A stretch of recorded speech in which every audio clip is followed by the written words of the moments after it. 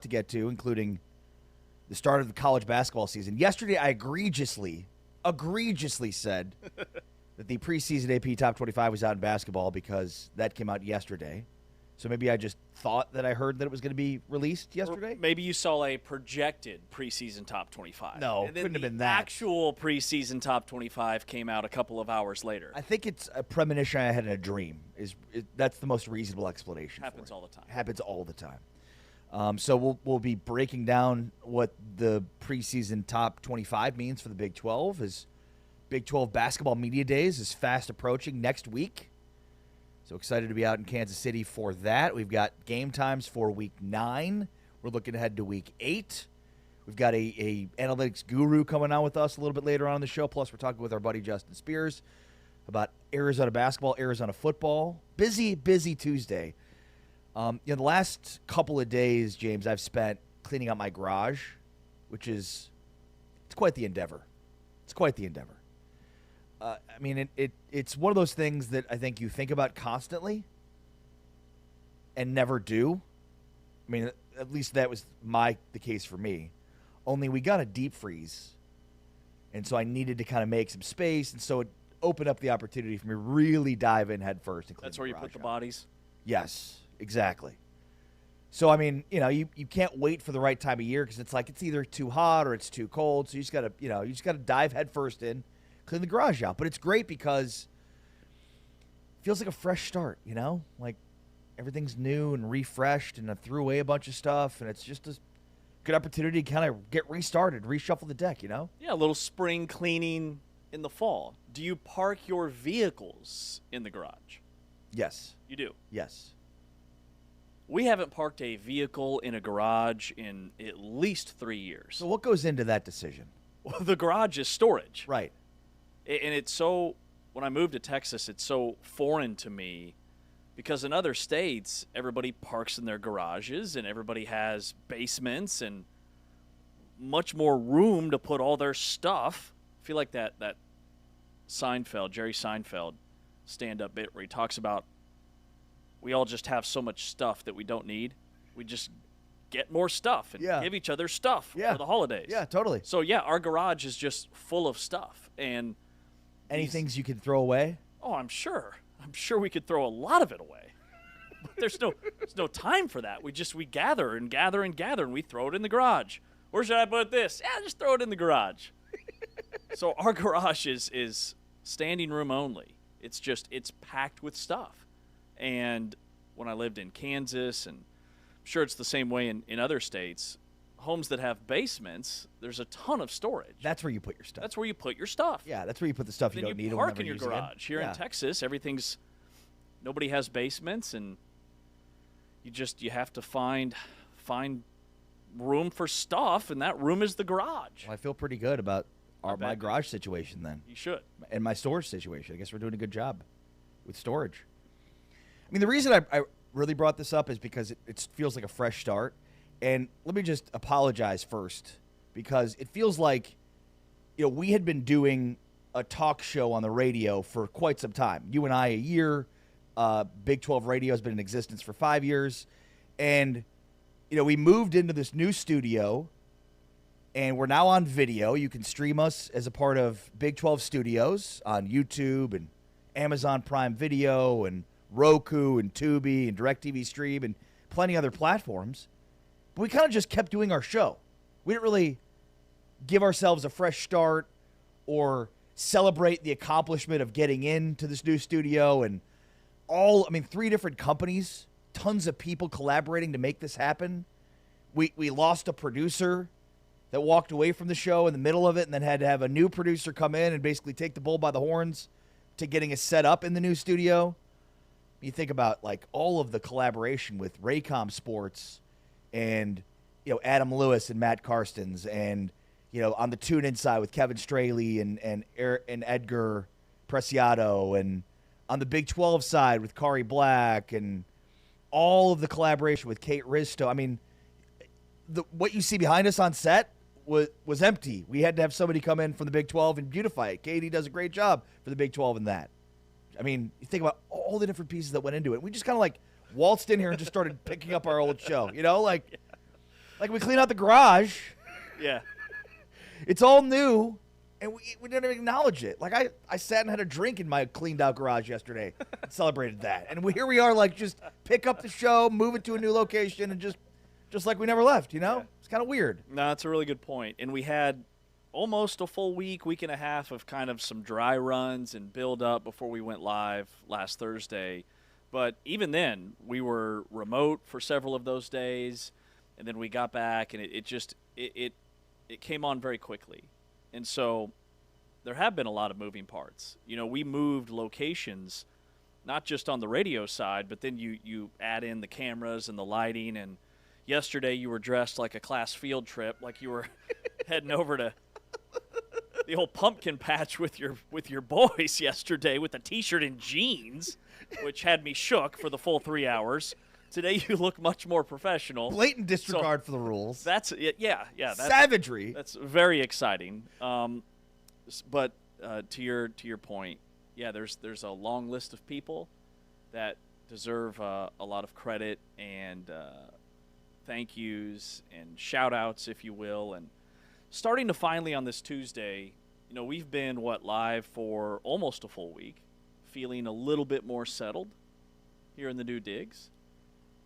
And it's really exciting. The cozy, very comfortable new digs, right? So cozy. If I were to power rank my top 5 favorite things about the new studio, okay. I mean, cozy would be the overarching theme, obviously. But there are a lot of very specific things that make it cozy. Okay. I mean, why not? While we're here, you might as well indulge us. Well, at the old place, we didn't have any windows. We don't have windows here, but we have these very bright lights, and it's much more high energy. At the old place, like, you couldn't tell if it was 9 a.m. or midnight. Yeah. We were just kind of tucked away in a corner. So this just it was feels basically like a Manhattan apartment is what we had, you Yes. know. Barely 100 square feet, no kitchen, no bathroom. Just tiny. I mean, and look, it was our starter home, James. It was what we came together in, but it wasn't our forever home, which we're now in. It felt like we were kind of renting, you know, like, well, we're here, but for now, you know, until we find something better. Right. And we were in very tight quarters in the old building, so we were almost like elbow to elbow, shoulder to shoulder at times.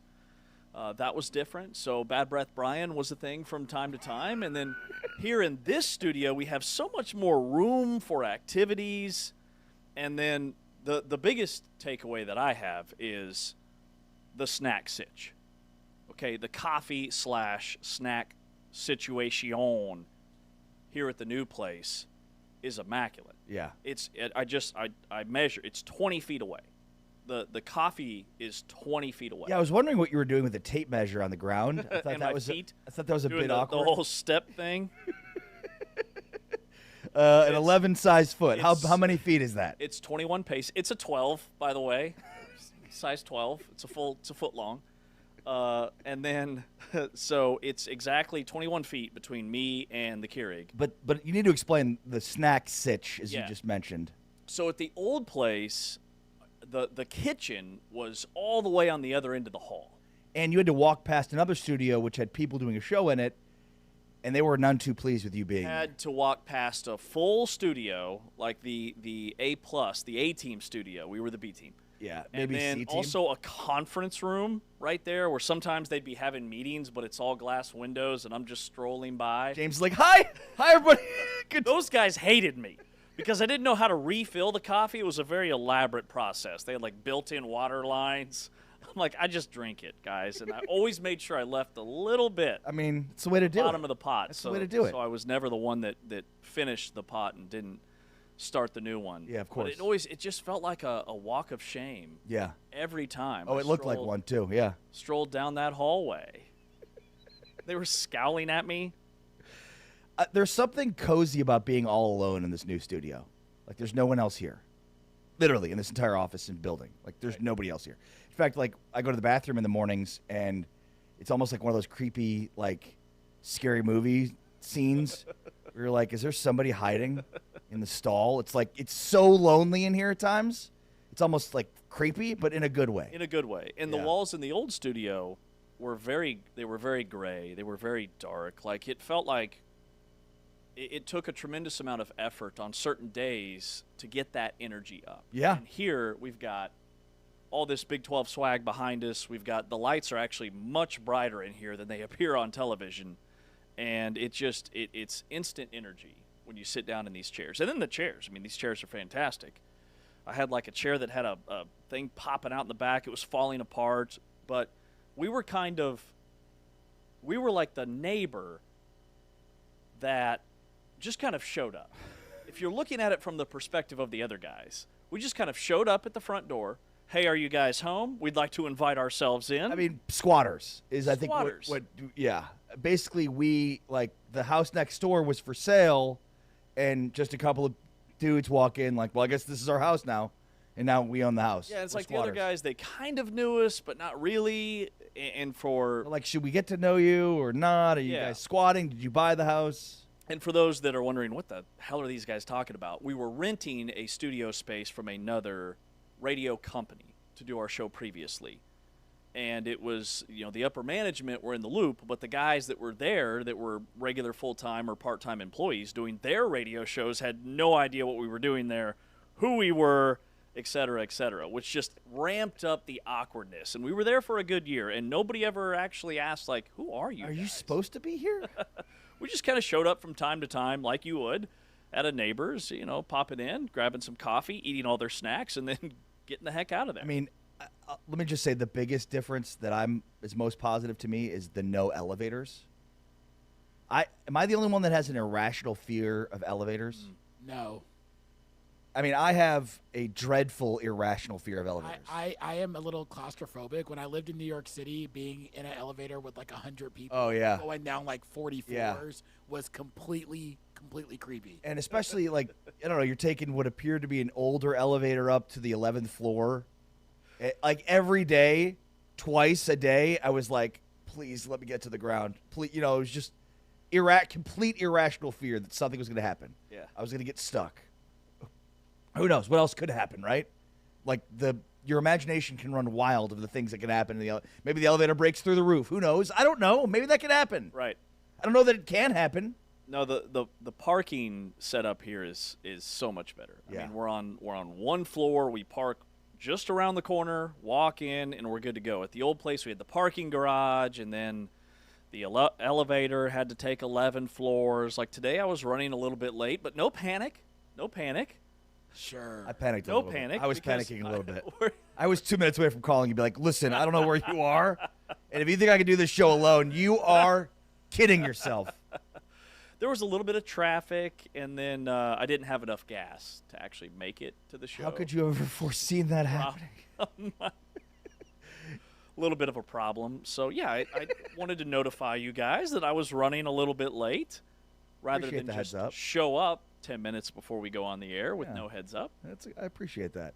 No, and like the reason more than anything to bring this up, one, is because it was just funny. We went into this new studio and just started doing our old show without much acknowledgement of the fact that here we are now on both TuneIn and Big 12 Studios. It's a huge deal. And I mean, like later on in the show, we're going to play some clips from our Brett Yormark interview from last week. And we talk about the whiteboard. This is just one of those many incredible ideas that Brett Yormark has and that has lifted up this conference and will continue to lift up this conference. I mean, this conference is alive and growing and thriving because of the ingenuity of the league. And this show, which existed previously at a different platform without video in a completely different world, is now totally set up for the success to tell the conference's story. I think in many ways what we're doing right now mirrors the growth and trajectory of the conference. Like if you have any questions or concerns about where this conference is going, the trajectory of it, like this show and all the other things that are going on simultaneously within the Big 12's offices are a testament to the incredible ingenuity and growth of this conference and this league. I mean, you think about all of the deals that the conference has made with all these various groups and sponsorships, sponsoring the Allstate, Olympic sports and Venmo, Sprouts, Raycom, TuneIn. They've got 5 media partners: ESPN, NBC, CBS, Fox, TNT. One of the things Brett Yormark told us was about they're going to have a fashion show at Big 12 basketball media days. Just constant, everything they do Goes back to that whiteboard with Brett Yormark and all these ideas. Many of them will go unexecuted, but many of them will go executed, and they're happening all the time. There's constantly new press releases coming about what the Big 12 is doing, and what their hands are in. How do we get a spot for the fashion show?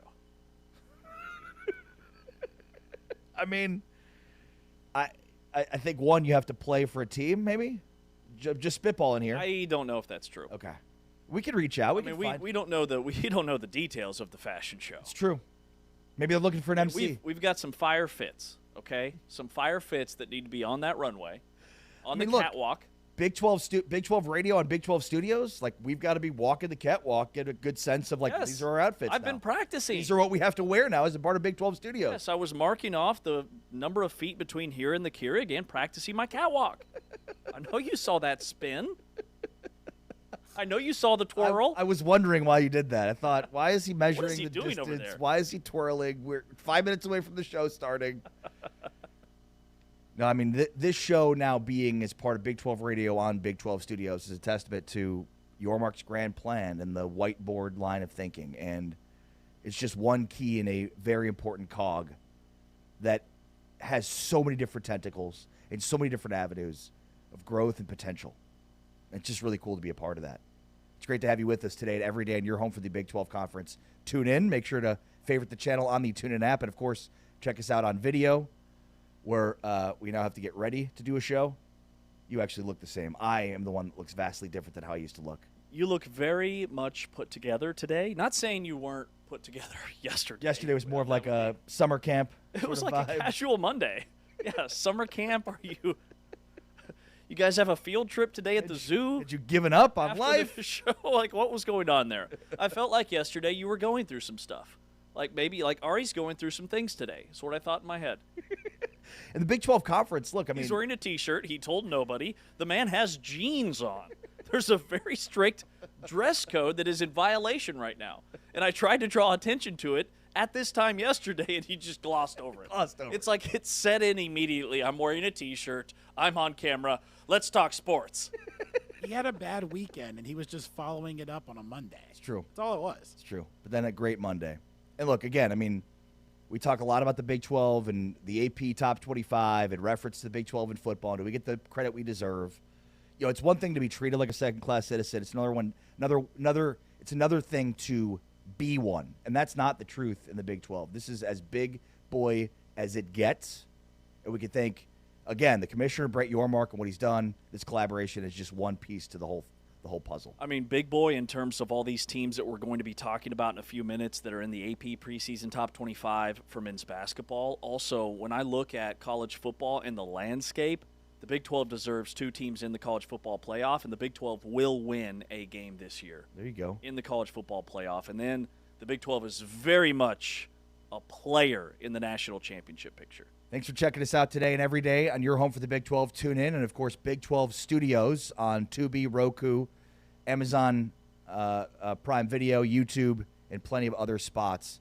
We're on 7 to 10 a.m. Central, 8 to 11 Eastern Time each and every weekday morning. All right. With James Wesley, I'm Ari Temkin. Taman Turner is our producer. On the way next, on a Takeaway Tuesday, I think one of the more important takeaways from Week 7 is something we completely glossed over yesterday. We'll get to that next. This is Big 12 Today on TuneIn and streaming on Big 12 Studios.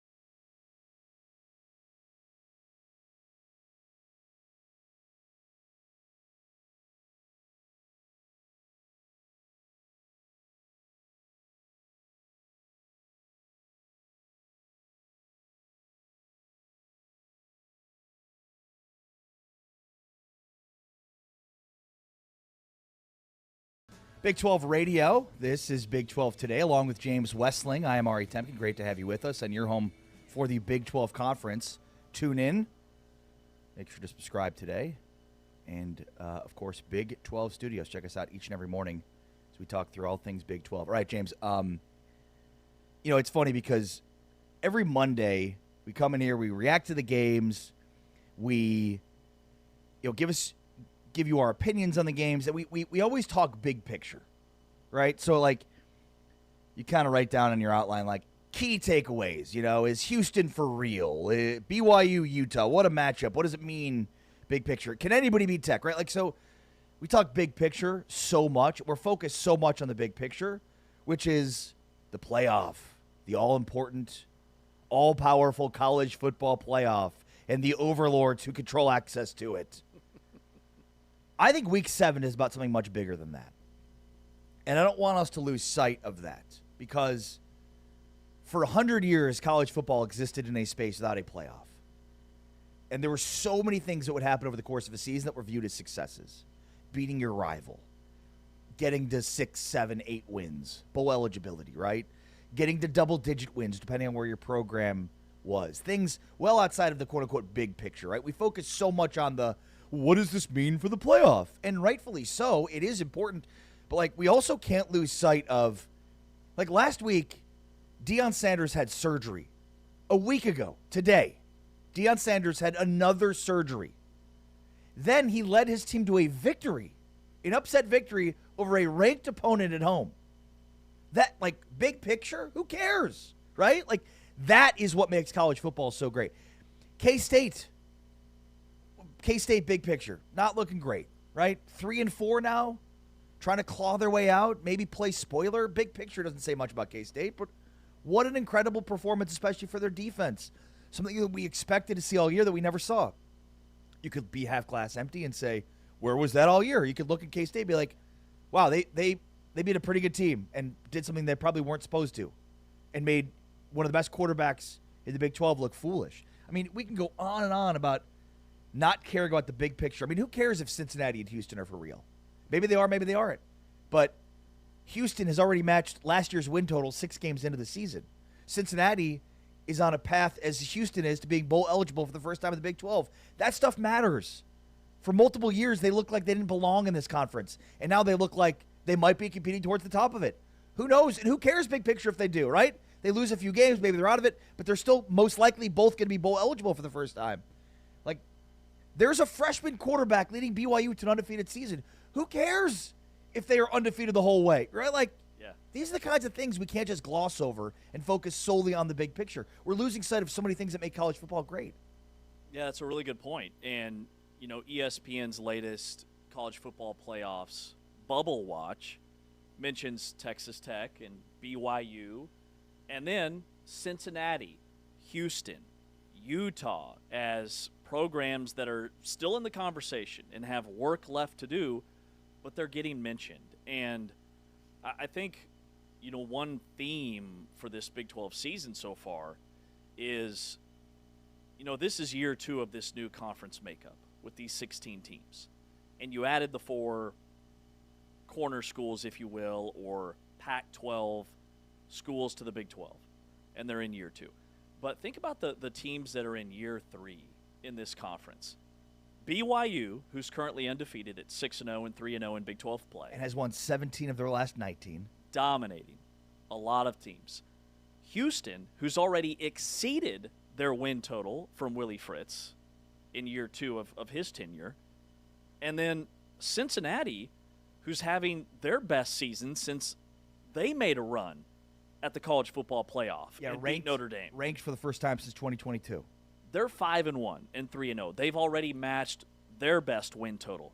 So you've seen this consistent growth for all 3 of those programs in their 3 years in this conference, which tells me that Commissioner Brett Yormark and everybody behind the scenes at the Big 12, it's an absolute slam dunk that those were the 3 schools that they targeted 4 years ago. And BYU had been trying to get in a power conference and had made a pitch to the Big 12 over a decade ago during the first wave of conference realignment, and the Big 12 wasn't in a position to bring them in. This was the perfect time for that university and that program. And so there has been a shift in terms of who are the powers in the Big 12. But there's also been a tremendous amount of growth within those programs. And for Houston, they're 5-1. I know that we look at their schedule and we think they could win 9, 10, maybe even 11 games this season. And what a breakthrough that would be, and an incredible story. But if they go 7-5, if they finish 8-4 and play in the Alamo Bowl or what used to be the Holiday Bowl, whatever it's called now, that's a tremendous win for the Houston program. So that's a great point. There are a lot of other things to look at in the Big 12 that are really positive. Well, I think more than anything, that's what Week 7 was about, right? Like we could focus solely on the big picture, and will Texas Tech hit another blowout? So there's, big picture that bodes well, and BYU stays undefeated, which sets up this great holy war matchup between, two of the Big 12's elite teams. Who is better? Like there are definitely some big picture takeaways, but also when you look deeper, it's like, man, what an impressive win for Colorado. Like nobody's under any impression that Colorado is about to be a playoff team or have any inkling of big picture. Like big picture for them is that'd be incredible if they got to a bowl game after their 2-4 start. Same with K-State, right? Like to win down the stretch after ending the season so poorly, beginning this season so poorly. Big picture, those teams don't matter. But that's why the big picture can sometimes be super overrated, because like you get lost in that, focusing on the wrong things, because success is defined by championships. There's no doubt about that, and we're not going to sugarcoat that. But there's also hundreds of teams that play at this level, and you have to find successes beyond that. You have to. I mean, BYU, maybe they don't go undefeated this year. Maybe they don't win the Big 12 or even play for the Big 12 championship. That could very well happen. The other side could also very well happen, right? They could. Like what they're doing right now with a true freshman quarterback is insane. Yeah. Like we can't lose sight of that. And if they lose a game or two because they have a 19-year-old true freshman quarterback, that shouldn't be an indictment on anything other than a true freshman 19-year-old quarterback that spent the spring in Palo Alto, California. Right. And I could not have been more wrong about BYU coming into the season. I felt like with a true freshman at quarterback, losing Retzloff and some of the roster turnover that they had defensively, especially in the secondary, preseason I thought they'd be a middle of the pack, maybe even bottom half of the Big 12 team. And now I look at them 6 games in, and I don't care if they go 8-4 or 12-0. I watch this football team, and this BYU version is better than last year's. Last year's team feasted on takeaways. They had a lot of luck factor things with special teams and punt returns. This year's version, sure, they're still winning and having a lot of success in the turnover margin. They're still really good on special teams. But they aren't having those wacky, the ball's just bouncing their way type things happen. They're just a better, well-rounded football team compared to last year, even with a freshman quarterback who might be better than the guy they had last season. Yeah. And then you brought up Kansas State. That is an incredible story of redemption for that football team. Avery Johnson, all the hype that he had coming into the season, he throws that pick six, which really swung the game at Baylor in Waco just a week and a half ago. Bounces back with 3 touchdowns, no interceptions, almost 200 yards passing, carried the ball 13 times, which is what K-State fans have been begging for. Right. Like this was the blueprint of the expectation for Avery Johnson when he started with K-State. And then Garrett Oakley, the K-State tight end, preseason all-conference tight end in the Big 12, had a very costly drop in the Baylor game that would have extended a drive. He bounces back, leading K-State in receptions, yards, and touchdowns in the TCU game. Joe Jackson, who was expected to be the backup running back, and then Dylan Edwards gets hurt. It's like, who's Joe Jackson? Can he carry that K-State ground game? 110 yards on 27 carries. I mean, that was – give Chris Kleiman and that K-State staff and the players a tremendous amount of credit, because they could have easily given up on the season, and they have not. And now they could play spoiler for a lot of teams the back half. Well said. All right, one more thing we have to get to from Week 7. We've talked about it a little bit, obviously, but it continues to be one of the big stories of the Big 12. and perhaps the biggest subplot to the rest of this season, Tortilla Gate. I mean, first of all, I love it. I just love everything about it. I mean, the fact that Texas Tech's becoming a heel, right? Like, it wasn't enough that they bought this great team, and I'm using air quotes. It wasn't enough, that they were now penalized and feel probably like they've been completely, pointed out, called out with the new rule for throwing tortillas. And now Joey McGuire appears to have no control over the fans who are continuing to throw tortillas, pocket knives. And then I just love, like, the reaction from Texas Tech. I mean, again, just like the metaphor of being real Raiders here, like it's incredible. It works out so well for their team. But like, you have this whole like, any pictures of this knife that were thrown?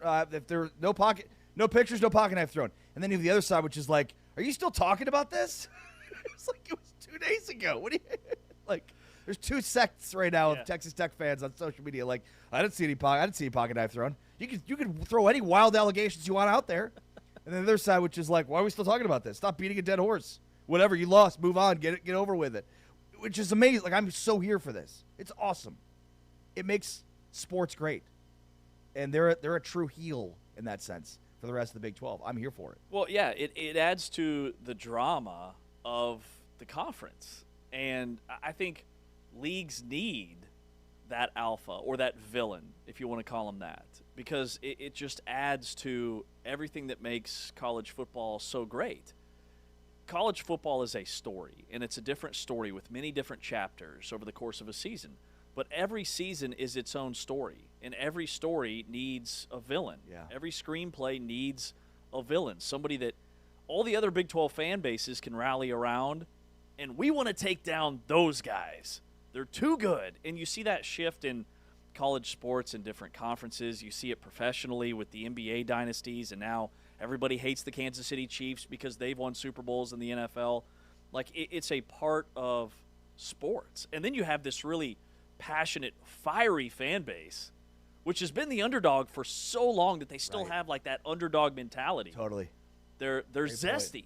And that's what makes them so special and just so fun to sit back with your popcorn and take it all in. So what is the league? What should they do?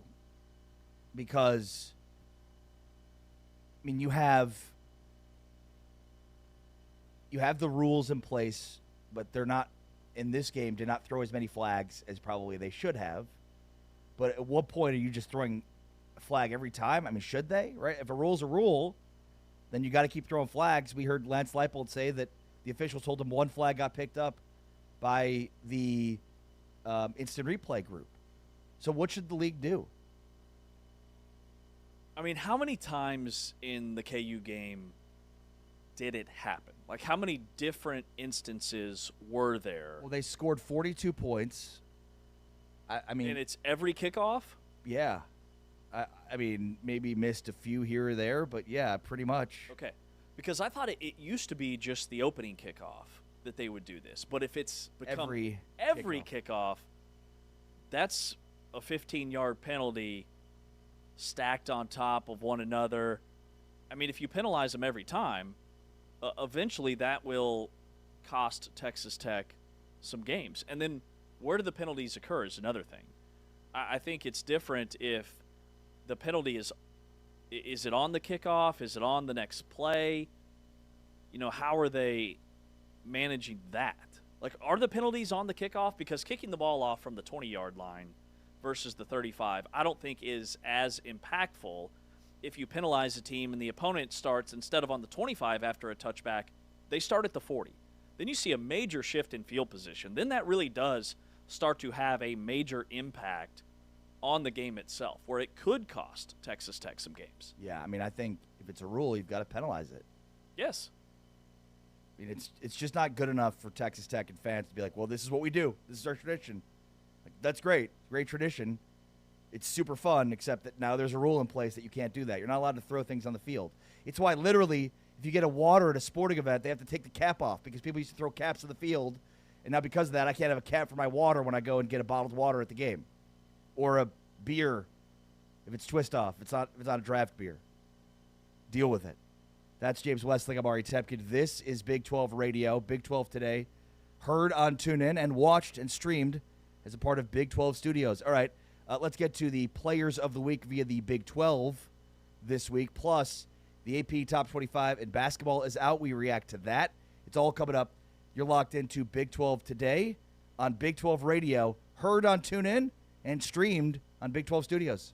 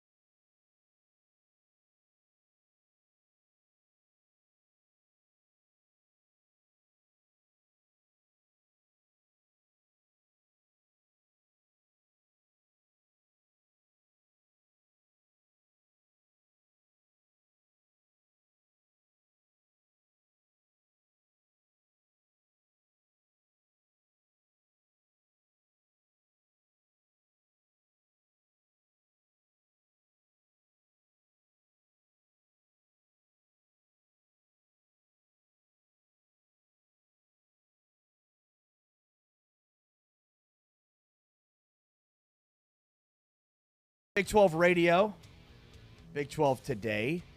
This is the Big 12 Conference. This is a different league. And you are listening to us as a part of TuneIn. Make sure to download the app and favorite the channel if you've not yet already. And, of course, check us out on Big 12 Studios, now in color on Big 12 Studios. It's part of Amazon Video. I always slow down with that one. Tubi, Roku, DirecTV Stream, Amazon Prime Video, Amazon YouTube. Video, Amazon Prime TV, Amazon Fire Stick. All of them. All of them. Samsung TV. Wherever you get your stuff, we're probably there. Amazon Alexa. Yeah, that's right. You can just say, hey, Alexa, listen to Big 12 Radio, and voila, you get us. Not in video, but the audio version of it, which may or may not be better. All right, so week 7, the awards are out. We give our awards on Monday. The Big 12 hands out their weekly awards Monday night, so we talk about and discuss on Tuesday, James. And Offensive Players of the Week, no surprises here. Cameron Dickey, who is your Player of the Week, and L.J. Martin, the running back for BYU. Both had explosive performances. We talked a lot yesterday about how Week 7 was about the running backs, and they delivered. Cameron Dickey, 21 for 263, averaged 12.5 per carry, 2 touchdowns. And then L.J. Martin, 25 for 162, average of 6.5 and 1 touchdown. Yeah, Cameron Dickey was playing college football at 26 on freshman. 71-yard touchdown on his first play from scrimmage. He had a top 5 game on the ground in Texas Tech history. And he also added 3 catches in the contest, 263 yards rushing. That was the most rushing yards by a Red Raider since Byron Hanspard, or Hanspard, set the school record with 287 against Baylor in 1996. Remember, Taj Brooks broke Hanspard's record last year as the all-time career leader at Texas Tech. And if Cameron Dickey sticks around, he's a guy who's going to very much enter the chat. He had the second fastest GPS miles per hour, 21.7 miles per hour on one of his breakaway runs against Kansas. Second fastest real speed. This is according to Real Analytics, who does your fastest college football players each and every week. He had the second fastest time in the country on Saturday.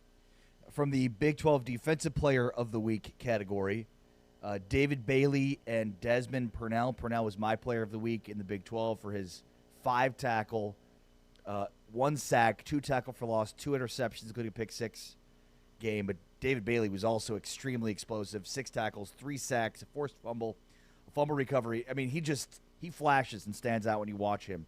Against Calvin Clements, the tackle for Kansas, he just had an absolute field day. There was one rush that he had. It was early in the game, and he just pushed Clements into the quarterback. He is a monster and playing. I mean, he is an NFL player playing like it right now.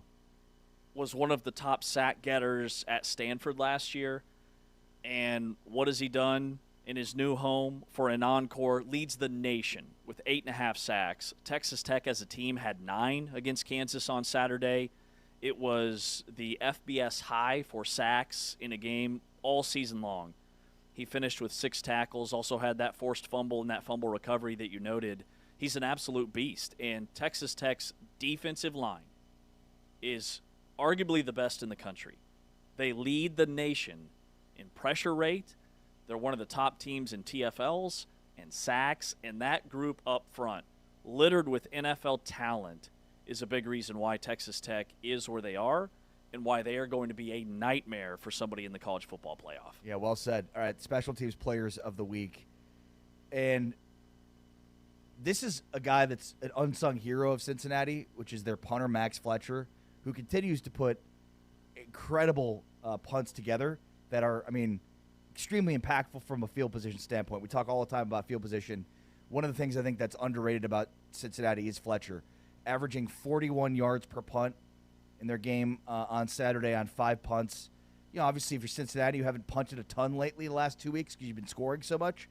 But just goes to show you when they have some games offensively where they don't play so well, it's their punting that keeps them in it. I mean, the defense won the game for Cincinnati, and Max Fletcher's punting set up the defense for success. Well, I think Max Fletcher, the way he was punting the football and has all season, is a big reason why Cincinnati stuck with their game plan of pound the football, run it, and then play the field position battle and lean on their defense. They were very conservative against UCF in that 20-11 win. Even the finals very misleading. They led 17-3 a good chunk of the game. They led 20-3. UCF got a late touchdown and 2-point conversion. But Fletcher was pinning UCF with 4 punts inside the 15-yard line. And then Scott Satterfield and that Cincinnati staff, Tyson Veit, the defensive coordinator, really leaned on their defense. They didn't trust Cam Fancher and his ability to move the football for UCF. They trusted their defense. And so I think that Fletcher being able to pin all those coffin corner punts is a big reason why Cincinnati didn't have to deviate from their original game plan whatsoever. The other special teams player of the week was Houston's place kicker, Ethan Sanchez, who hit 4 of 4 from field goal range, also 3 of 3 for extra points. So big-time scoring day for Ethan Sanchez. The league has some really, really elite special teams units in this conference. When you think about Iowa State, what they do, Kansas State is always one of the best in the country. Cincinnati now with their punter and kicking game. BYU, even though they missed a field goal in their game against Arizona, has been rock solid all season. And then Arizona State and now Houston. 4 for 4, second time this season that he's been Big 12 Player of the Week. And Houston is a team that they need those kicks. Like, Houston is not an explosive offense, but they are a capable offense. And their defense is always so fundamentally sound and assignment sound that they can beat teams and they can grab leads 12-3 or 12-7, and they can sit on them. So hitting from 29, 30, 46, and even 48 is a really, really positive thing for Houston, and a big reason why they're 5-1. Yeah, he's 14. Ethan Sanchez is 14 of 16 on the season, so has been extremely, extremely good and consistent for Houston football. The Big 12 Freshman of the Week, major suspense here. Bear Bachmeier. The Bear Bachmeier Award, if you will. But another sterling performance for Bear Bachmeier. I will say, 2 mistakes, a couple of interceptions, and the potential fumble, the ball that was fumbled that was recovered by BYU. So mistakes were certainly there for Bear, but they overcame them. And I think his numbers bear weight to that. 12 of 29, 172, but 89 rushing yards, 3 total touchdowns, including 2 rushing touchdowns that won them the game down the stretch. So a guy with short memory who just commands the offense, and even when he makes mistakes, he makes you forget about those quickly. Third consecutive Big 12 Freshman of the Week honor.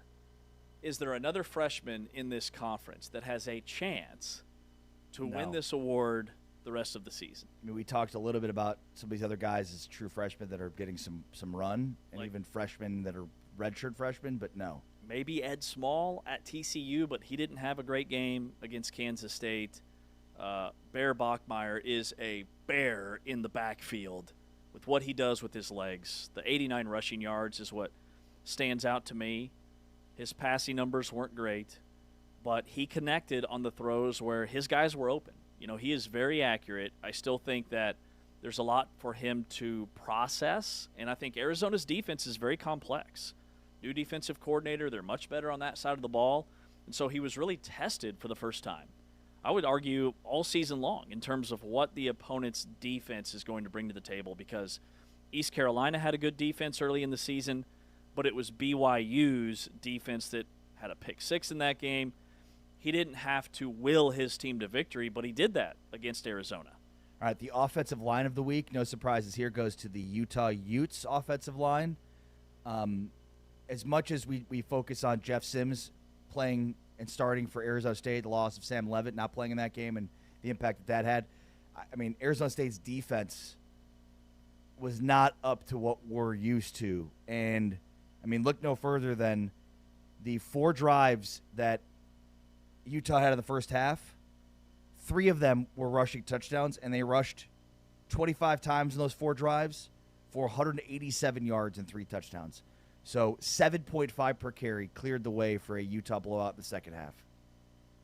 And there's at least 2, probably 3, and maybe 4 NFL offensive linemen on that Utes offensive line. 276 yards rushing, as you noted, the 6 rushing touchdowns, 0 sacks allowed. And they allowed only 2 pressures. So no sacks, but also just 2 pressures. Pro Football Focus graded them out as the #1 offensive line in the entire country. Another analytical company, PFSN College, graded them out as the #1 offensive line in the country. So multiple sources say Utah was not just the best O-line in the Big 12, they were the best offensive line in the entire nation. That incredible performance against Arizona State. And a really good, previously, Arizona State defensive line. Right. The defensive line of the week is Texas Tech. How many sacks did Tech have against Kansas? 9. 9. So, yeah, not much of a surprise there. And there were a bunch of Red Raiders that get in on the sack party. This is an elite defense, and it starts up front with what they have. And hopefully Skylar Gill-Howard is okay because he had to be carted off in this game, and he represents a huge part and portion of that dominant defensive line. So Texas Tech's defensive line, their defensive front, David Bailey, who is the co-defensive player of the week, has 24 pressures in 5 sacks in the last 2 weeks. 24 pressures. Think about how many snaps he's on the football field, how many times the opponent is dropping back to pass, and the percentage of times that quarterback is pressured by David Bailey. He is not able to be blocked by college offensive linemen. No, he's not. 5 sacks. He's now tied for the nation's lead with 8.5 on the season. And Texas Tech as a team, just to magnify the entire group, they have as many sacks through 6 games, 21 sacks through 6 games, that they had all of last season through 13 games. I mean, they're not just a one-man wrecking crew defensively. They've got the 4th highest graded defense over the course of the season. They're 4th in the country in points per drive allowed, yards per play. They're 3rd in the nation in turnovers forced. I mean, they're top 3, top 4, top 5 in every statistical category. I might, if I'm going up against Texas Tech, roll my quarterback away from David Bailey's side every time he's on the field. I might not even block him. Like, just leave him open and tell my quarterback to go the complete opposite way. I would avoid David Bailey in every way if I'm game planning for Texas Tech. 24 quarterback hurries in 24 weeks? pressures in 2 weeks. 12 a game. You're not blocking him. No. Like, Spencer Fano couldn't block him, and that's an NFL offensive lineman. I think the only way to beat this Texas Tech defense is an opposing offense that's very RPO heavy, and it's multiple options at the line of scrimmage: run, pass, quarterback run game. And even then, Texas Tech is so disciplined defensively with Sheil Wood, who's done a marvelous job, the defensive coordinator. They're still going to be a tough out. But these traditional drop-back passing teams, traditional run plays, you're not going to do anything against Texas Tech. I mean, they're just so good up front. But I think if they face a quarterback who makes those snap decisions and is a surgical mastermind at running an RPO-based system, maybe you can mitigate some of these edge rushers. All right, we've got the preseason AP Top 25 coming out, which we'll get into on the way next, though. Let's dive into the analytical side of the Big 12. Cam Mellor, who is the chief analytics officer for PFSN and PFSN College, he joins us next. With James Wesley, I'm Ari Tepkin. This is Big 12 Today on TuneIn and watching us on Big 12 Studios.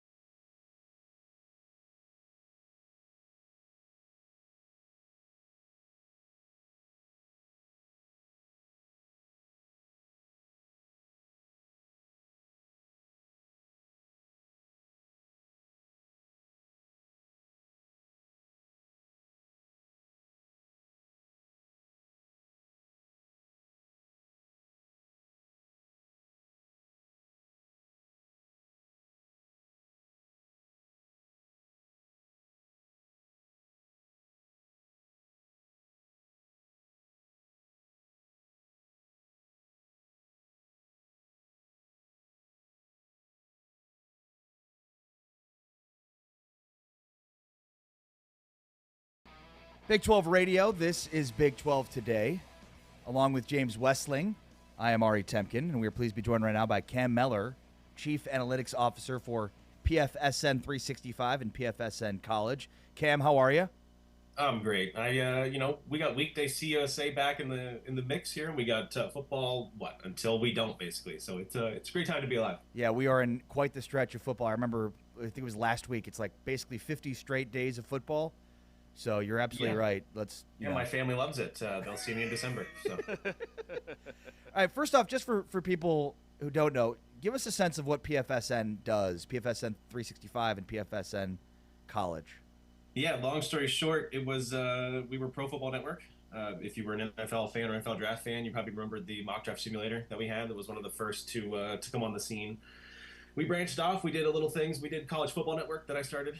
And then we realized it was best to have everything under one house, under one umbrella. And what we did is we looked at it and we realized that, there's plenty of analytics in the sports, but especially in football. But we wanted a better and more all-encompassing and all-comprehensive analytics scene for both college and the NFL. And so that's what we started up this past season with a couple of first-hand tracking documents from the past year behind the scenes. And here we are this year with sort of giving a different look at the grades and what you see on Saturdays or in this world of college football on Tuesday, Wednesday, Thursday, Fridays as well.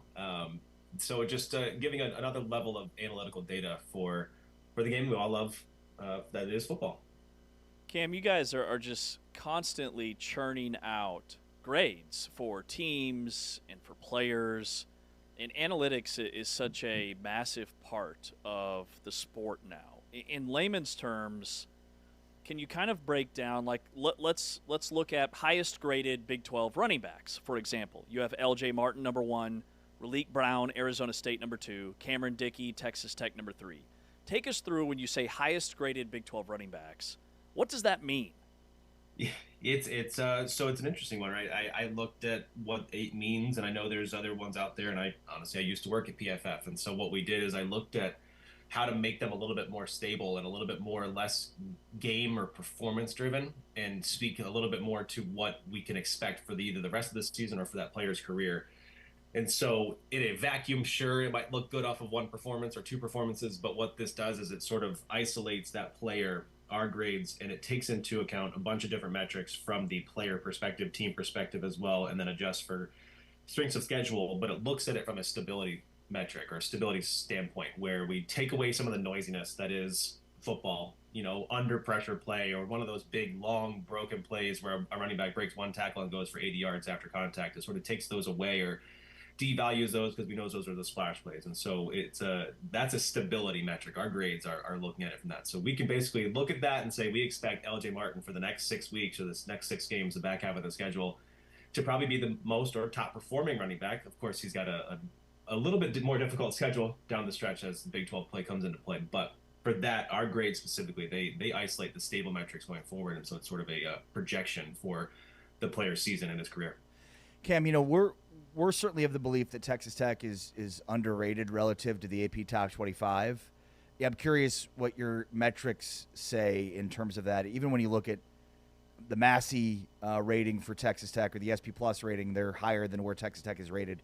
What says your analytical side? Yeah, it says they're a top 10 team in the country, and honestly, with how they win the game, they're the only team. I wouldn't say that they have. I think we all know, and I'm in Big 12 area, so I don't have to speak to this on like the national scope. But with the quarterback quandary or the quarterback situation that is, with them able to play Will Hammond, and it seems like they don't miss a step. And it seems like, for me, they're the only one of our probably top 10, top 25 ranked teams that can plug in either one of the quarterbacks and be just fine, not skip a beat, not change too much. The defense carries a lot of it, but I do think that for as much hype as David Bailey and Romello Height get, that offense needs to take center stage almost in the national eye. And so, to me, they're a top 10 team. All of our numbers point to that. It's hard for me to find one where they're not the top 10 or at least even the top 13, a fringe top 10 team. So to me, overall, absolutely underrated nationally. And I think it's surprising to me still that we're at this midway point of the season and it's still underrated. Who's the next best team by your metrics in the Big 12? It's close. The Holy War will separate the two that are next up for me, but Utah has a slight edge over BYU in overall team grade. I think what they do offensively or are able to do with the offensive line.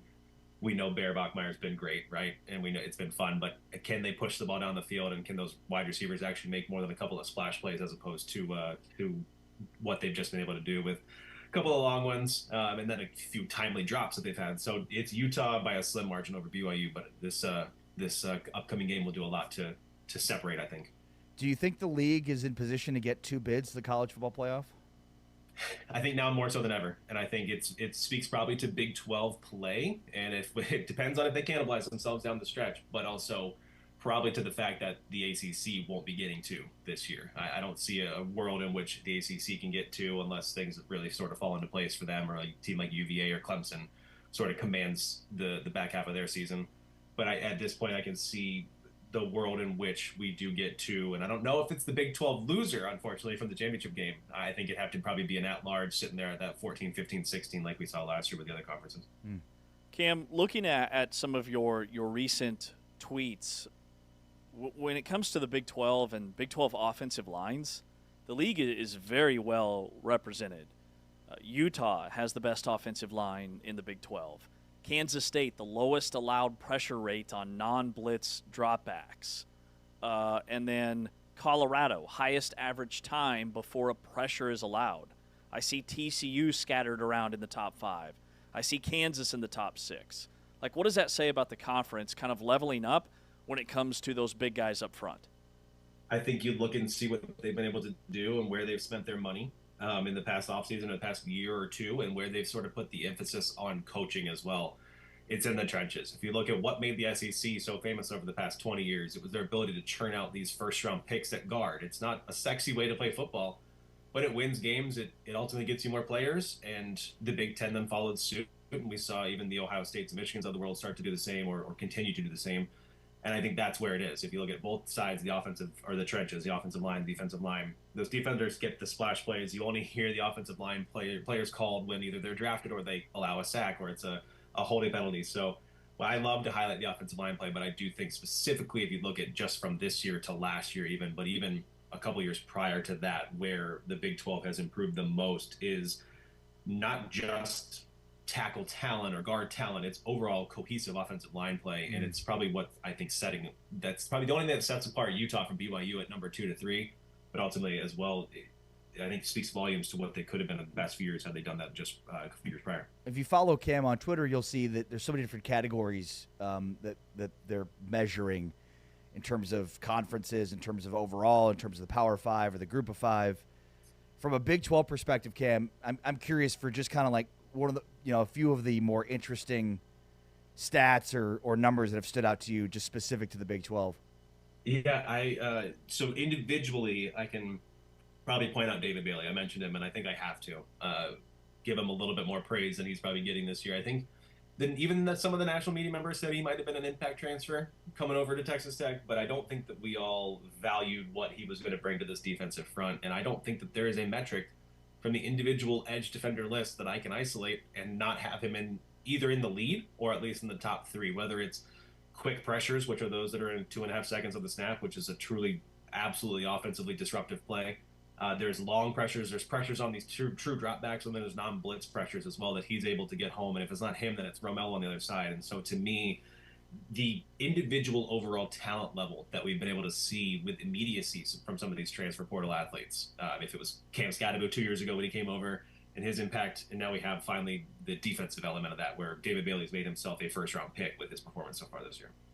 Just curious, when you look at the national picture, who's the most overrated team when it comes to the AP Top 25, a team that's maybe ranked way above where you guys have them? And then on the flip side, who's the most underrated? So Texas Tech, I think they're finally getting to their – I still think that we're probably underrating the Missouri team and what they've been able to do. I think if you look at how good David Bailey and Romello Height have been, David Wilson and Zion Young showcased how talented they are as defensive ends. And if they can get just a couple of downfield plays to happen in their passing attack, that Missouri team's probably underrated. Miami, though, is my pick for overrated team to be that good and be that where they are, number 2, and even getting some first place votes over a team like Ohio State, who's by far and away the best team in the country at this point until proven otherwise. I think Miami, if you look at, they were unable to really put away Florida. They allowed Florida State to hang in the game with what we know of Florida State over now the past 3 games. they can't quite push the ball down the field with that offense and Carson Beck until he's proven otherwise. He's not that 2023 version of himself or 2022 version of himself, and so Miami just a little bit overrated because their offense is not caught up to where their defense is. Yeah, it feels like every year it's the same story with Miami. Great call there. Cam Mellor, Chief Analytics Officer for the Pro Football Sports Network, PFSN 365 and PSFSN College. Thanks so much for your time, Cam. Appreciate it very much. My pleasure, guys. Thanks for having me. Thank you. Cam Mellor joining us. There's so many different ways, analytical ways in which the sport is being measured. It's always great to get different perspectives on it because, any individual stat or analytic in isolation maybe doesn't tell you the full story, but you get, multiple different projections or analytics, and you have a much better picture to tell. Yeah, and I think, highlighting Big 12 teams in the trenches with Texas Tech's defensive front, and then with 5 or 6 teams that are top 5 in one category or another when it comes to how these offensive lines are graded, says a lot about where this conference sits at the line of scrimmage. I think it's a big reason why the league had the record that it did in the non-conference. And there were even some games where I didn't feel like the Big 12 won games that maybe they should have lost against the other power conferences. It felt like the Big 12 lost some games that maybe they should have won, where it felt like the Big 12 team was the better team. And I think that comes down to the line of scrimmage and why the Big 12 had the second best winning percentage among the power conferences against other power conferences, which should carry a lot more weight than it does. I think the Big 12 is in a really, really strong position compared to where it was last year because of what it did in the non-conference, and now it's just getting the rest of the nation to buy in and believe. And what the Big 12 does this year in the postseason is going to be a big chapter in the Big 12's story going into next year. But you look at yards per play, offensive line, defensive line, pressure rate. There are Big 12 teams, top 5 in the country across the board. Well, and look, what it comes down to is NFL talent, right? Like how many guys are in this league at those positions that are NFL guys. I think what you've seen is incredible growth in that capacity for this conference, where Colorado's a good example of that. You wouldn't think of Colorado, big picture, but yet they have a ton of NFL talent. We've talked a ton about Jordan Seaton, but it's not just about him. I just think you're seeing a much larger infusion of legitimate NFL talent along the offensive and defensive lines of the conference. Yeah, Colorado's a prime example with Jordan Seaton, who on a stretch play over the weekend was outrunning his running back to the corner of the end zone. He's a generational talent. Freak. We don't like to use the phrase generational talent, but for a man his size, he is. To move that way. Yeah. And I cannot wait to see what he runs in the 40. And then at Utah, they've got 4 future NFL offensive linemen. Texas Tech's probably got a couple. And then the transfer at Cincinnati. Joe Cotton's been a huge addition to what was already a veteran Cincinnati Bearcats offensive line that's one of the best in the country. They were the deepest team into the season before they allowed a sack all season long. And he's a big part of that. He was the #1 spring transfer portal player in the country. And he transfers to Cincinnati. So the Big 12 definitely upgraded in the trenches. And in the year of the quarterback, I think it bodes very well for the league. All right, on the way, we'll talk with Justin Spears from ESPN Tucson and the Tucson Star. Plus, Brett Yormark had some really interesting things to say with us last week that we want to replay for you and react to it. On the way next, though, we got to get to it. The AP Top 25 has been released in college basketball. We'll give you our thoughts on the top 10 and top 25 teams in the conference as we start to preview basketball. The AP Top 25 has been released. We're reacting to it next with James Amari. This is Big 12 Radio. We are on radio on TuneIn, and you can watch us on Big 12 Studios.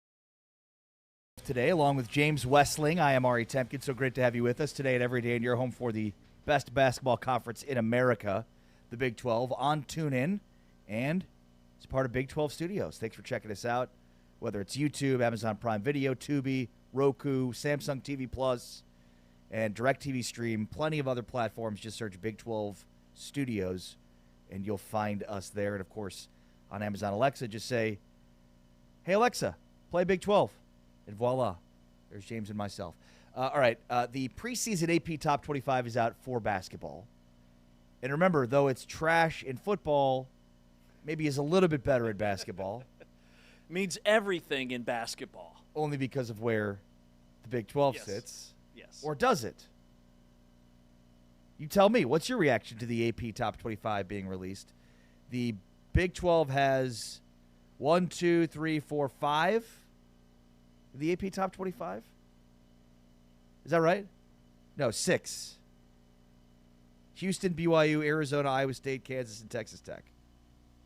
Did I miss anybody? I don't think so. Thank you.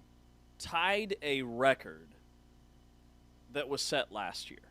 The Big 12 has a record tying 6 teams in the preseason, all of them in the top 20. 3 inside the top 10, the most of any conference. And the preseason poll looks very similar to what it looked like last year. In fact, last year there were more teams preseason ranked in the top 10. The Big 12 still had a really, really strong year, even with some of those teams that were preseason in the top 10. At one point during the season, several of them were unranked. But this does say a lot about just the pedigree that the Big 12 has when it comes to men's basketball and just how stacked this league is. Now, in basketball, it to answer your question, no, it doesn't matter as much as it does in college football, because in basketball, everybody's playing at least 30 regular season games, plus a conference tournament, plus some form of the postseason for most everybody. I mean, Houston played 40 games last year. 40. They went 35-5. That's insane. A season ago. So it doesn't mean as much, but it does start to kind of give us a feel for what the national media thinks about some of these Big 12 schools. And Houston being preseason number 2, with Milos Uzan coming back and Emmanuel Sharp. They've got a top 15 guard in Isaiah Harwell, who's a top 15 player, I should say. Joseph Tugler returns for Houston. Then they have the number 6 overall prospect in Chris Sinek, who's a big, towering, physical, but raw center for them. He's going to be a rebounder / shot blocker who fits beautifully into Houston's scheme and how they want to play. And then BYU's probably the other team that I look at being preseason number 8.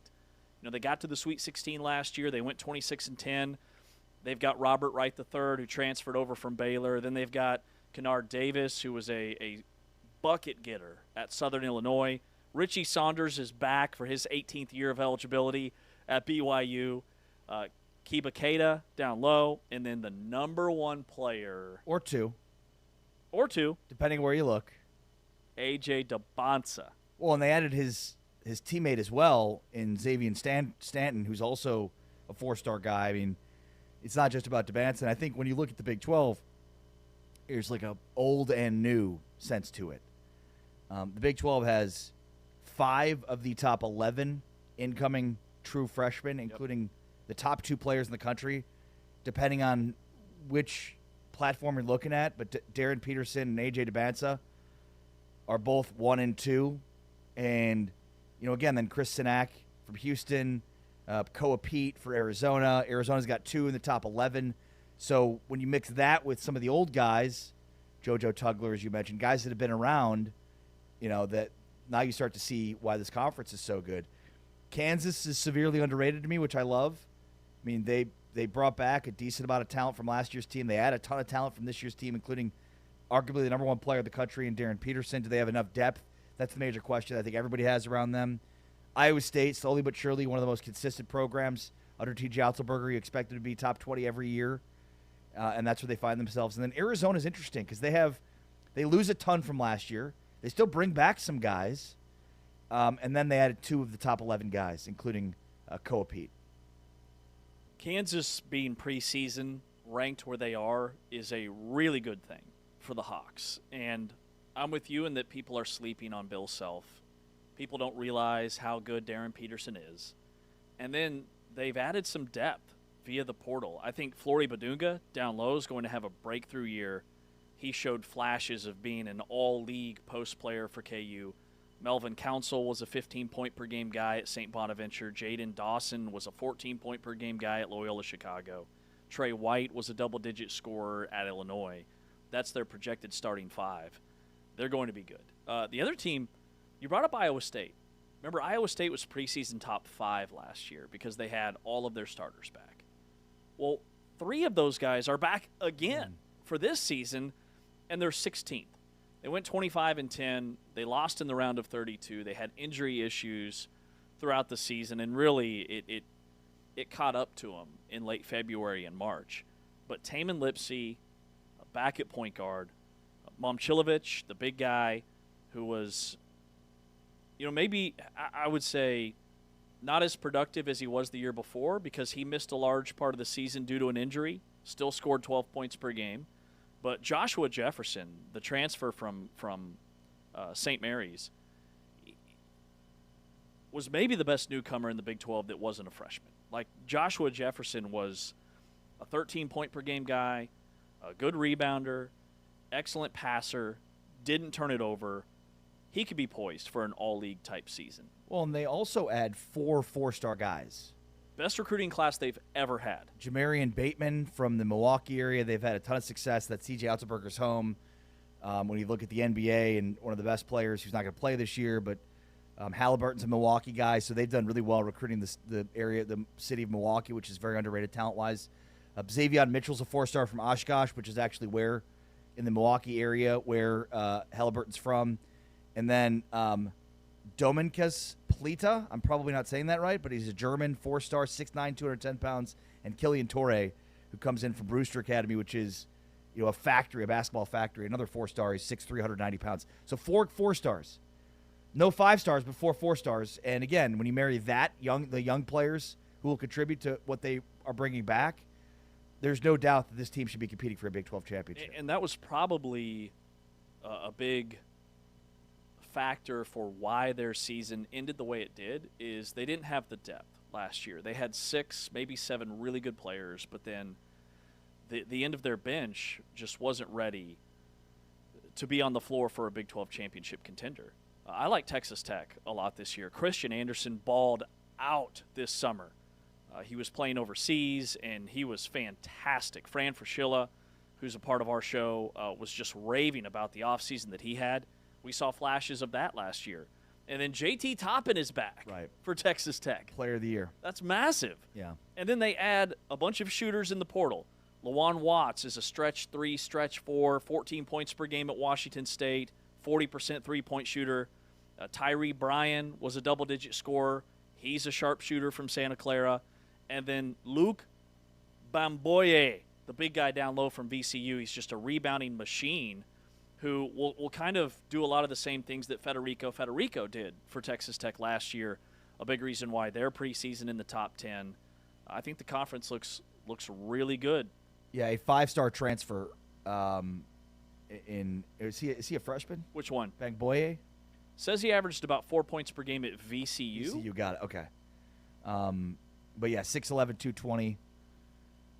Anybody that's from like the non-top 25 underrated category, like how's your K-State Wildcats team going to be? I know you went through it emotionally this offseason where they had nobody in the roster, then they flipped it around. Baylor, completely new roster year over year. Is that a team that we should be looking out for that's been a really good program, has won a national title? Who else that you look at in the Big 12 beyond just the 6 preseason AP top 25 teams? Yeah, there's a couple of notes. Just to finish up on Texas Tech. Texas Tech, there's only one school that's preseason in the top 10 of this AP college basketball preseason poll that's currently in the top 10 in college football.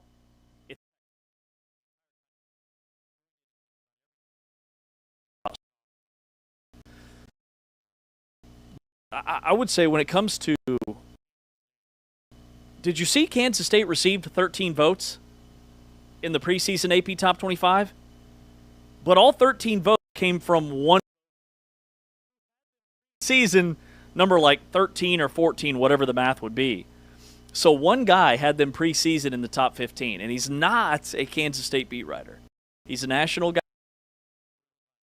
Football voter, we call him an idiot. But, I mean, is there something like K-State added some talent in the portal. They had a lot of players to replace. It's kind of been Jerome Tank's thing, whether it's he's responsible.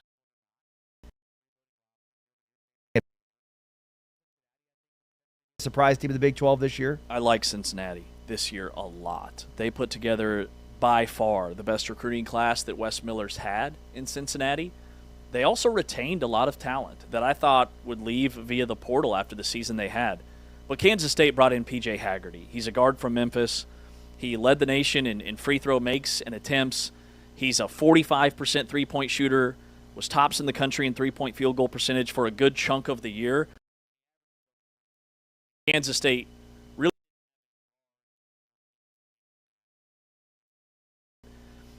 and P.J. Haggerty is that guy. And then they've added a sharpshooter from Monmouth that they're really excited about, averaged over 20 points per game. They also have one of the top European players in the country. He's a guard. He's only 18, Andre Kostic, and he's a projected first-round NBA draft pick. He's that talented. How his game translates, could he go through some growing pains, kind of like Yegor Dimon did last year at BYU, but they're similar in terms of where they're projected. They're very different players. He's more of a shooter. So I could see the optimism for Kansas State. The other one is Oklahoma State. Like Steve Lutz really got a nice NIL injection from the Oklahoma State fan base. They used to be really good at men's basketball. This was a team that went to Final Fours and competed for Big 8 championships and Big 12 championships, and the fan base is all in. And Steve Lutz didn't completely overhaul his roster, but he added a lot of scorers, which they run that 40 minutes of hell type up and down, we're going to press you all game. Offensively, it was kind of a mess at times, but they've got some guys that can score, so I think they could have a major jump this year in the league. Cannot wait to be out in Kansas City next week, talk with all the coaches and players on both the men's and women's side. We're excited to have King McClure with us on the men's side, Austin Ivan on the women's side. It's going to be a lot of fun, so make sure to join us. And I'll tell you the one thing, James, that everybody wants to know. Everybody's clamoring for an answer here. Okay? Are you ready? Born ready. Over under one night staying out past 10 o'clock for James Westling. Oh, slam that under. Over under 0.5. Being out Destroy that past under. 9 Ooh, one night. That's where it gets interesting because there is a little bit of a media social that we had last year. That's why I brought this up. I think we made it. I made it past 9. Did you? I definitely did. Yeah, we made it past 11. You. Yeah. James, if you're just joining us, loves two things. Well, just one. That's to be in bed at a reasonable hour. Is that fair? I do not deviate from my very strict sleep schedule. Yes, we're all very jealous. Which now is, it's a little bit different now because I seem to be getting up even earlier and earlier, which means there has to be a little midday power nap. Just a little guy. We're all jealous, just and we know that you're set up for longevity in your life. Well, it's a long 2 days. We've got the women's media days, the men's media days, and we are there. I mean, we are sitting down doing interviews for at least 10 hours both days. I mean, we're there for well over 12. So it stacks up. But I would say, I also would like to note that yesterday you made a comment which was quite off-putting about me not watching sports. Okay, that I don't like sports. And I would like to say that that's not true. Okay. Sports on Sundays no good. You're out, and for that reason, I'm out. For that reason. So you can't be a Chiefs fan then. Taman, the Chiefs. You can't. We play on Mondays. We play on Thursdays. We play in Brazil. They played on Sunday night, and you didn't watch the game. does Brazil not have days of the week? Yeah, Brazil's got their own calendar. They're speaking Portuguese. So they don't know what's going on. Here's my routine because I'm calling games play-by-play on Saturday, and so I get in either Thursday evenings or Friday afternoons. Whatever games are on Friday night, I am dialed in, start to finish, which for most of this season has been a Big 12 game. And then on Saturday, outside of the game I'm calling, it's football nonstop. I wake up, I watch College Game Day, and then I watch whatever the morning game is, and then I go do my game. Yeah, and then I come back and I cap it off with Big 12 After Dark. You're all footballed out. By Sunday, I'm footballed out. Everybody should feel really bad for you. You got to watch Paradise. It's a bang. Everybody should feel really so you took exception to my comments about sports, you not liking sports. I mean, I took it very personally. I talked about it all day. So couldn't stop thinking. You watch sports on Monday. On Mondays? Yeah, because we were David and I were talking a little bit about the Bears game last night, and then you sat down in your chair and I said something about it, and you're like, "Oh, did they win?" So I'm wondering, like you said, you don't really follow sports on Sunday, but clearly you don't on Monday either. Why would I watch a Bears game? Did you see the other Monday Night Football game? There were two Monday night games on last night. What was the other game? Oh my goodness, James, you're not winning this argument. James. I don't need to watch a Bears game. It was the Bills and the Falcons. Josh Allen. Another great game. Yeah, that Falcons one upset the 4-1 Bills. I probably should have caught that one because Zach Robinson's going to be the next coach at Oklahoma And State. Bijan Robinson, ooh, that's a good call. 81-yard touchdown. But yeah, that Robinson was an absolute monster in that game. Who was? Bijan Robinson from Texas by way of Tucson, Arizona. He's a two-time Big 12 guy. Oh. Yeah, I liked him. I guess, but they weren't in the conference at that point in time. You don't like sports. It's okay, though. I mean, there's nothing wrong with that. I'm going to punch you in the face. We are on camera. Fringe sports fan James Westling. I am Ari Temkin. This is Big 12 Today on Big 12 Radio, on TuneIn, and on Big 12 Studios.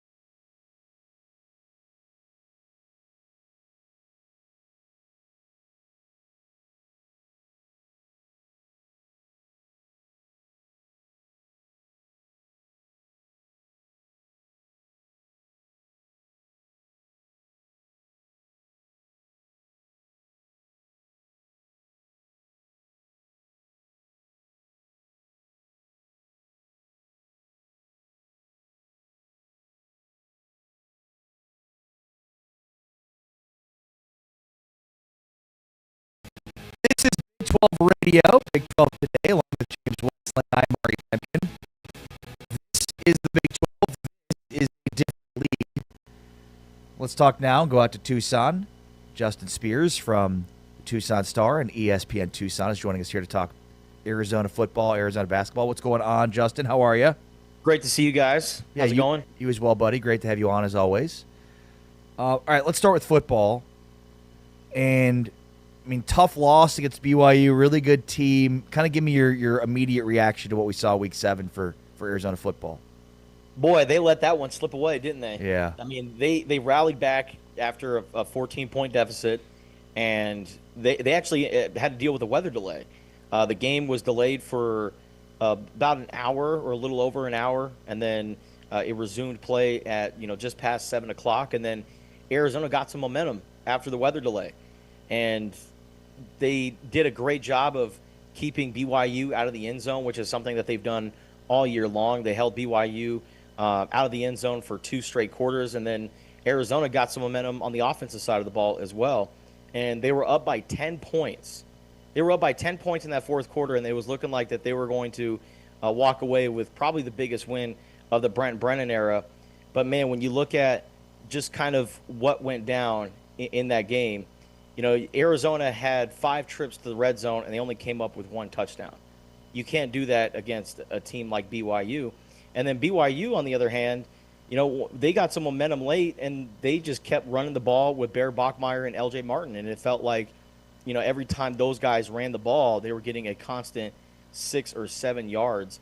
And, I mean, this was really just kind of a game of inches, man. Because if you look at that last possession in the fourth quarter for BYU, before they scored that game-tying touchdown, Bear Bachmeier fumbled the ball. And Aiden Garnes, Arizona's cornerback, was right there to jump on it. But then a BYU offensive lineman gets in the way, hops on that football, and then they score right after that. So this was a game that Arizona had right there in their fingertips, literally. I mean, Aiden Garnes was right there to make that fumble. Javon Watley could have made that grab there in that double overtime period. I mean, Arizona got a touchdown in the first overtime period, and then it got called back for holding. So there were just a lot of things that were just so close for Arizona. They were right there. And then, of course, the big topic of conversation is 19 seconds. Arizona had the ball with 19 seconds left of regulation, and then they also had 2 timeouts, and they decided to take the knee and go into overtime and win it. And a lot of Arizona fans are wondering, well, why didn't you try to get a play and set up either a long field goal or a Hail Mary and give yourself a legit chance at winning this thing and not going into overtime? But Brent Brennan cited, he was very confident in Arizona's defense and how they were playing.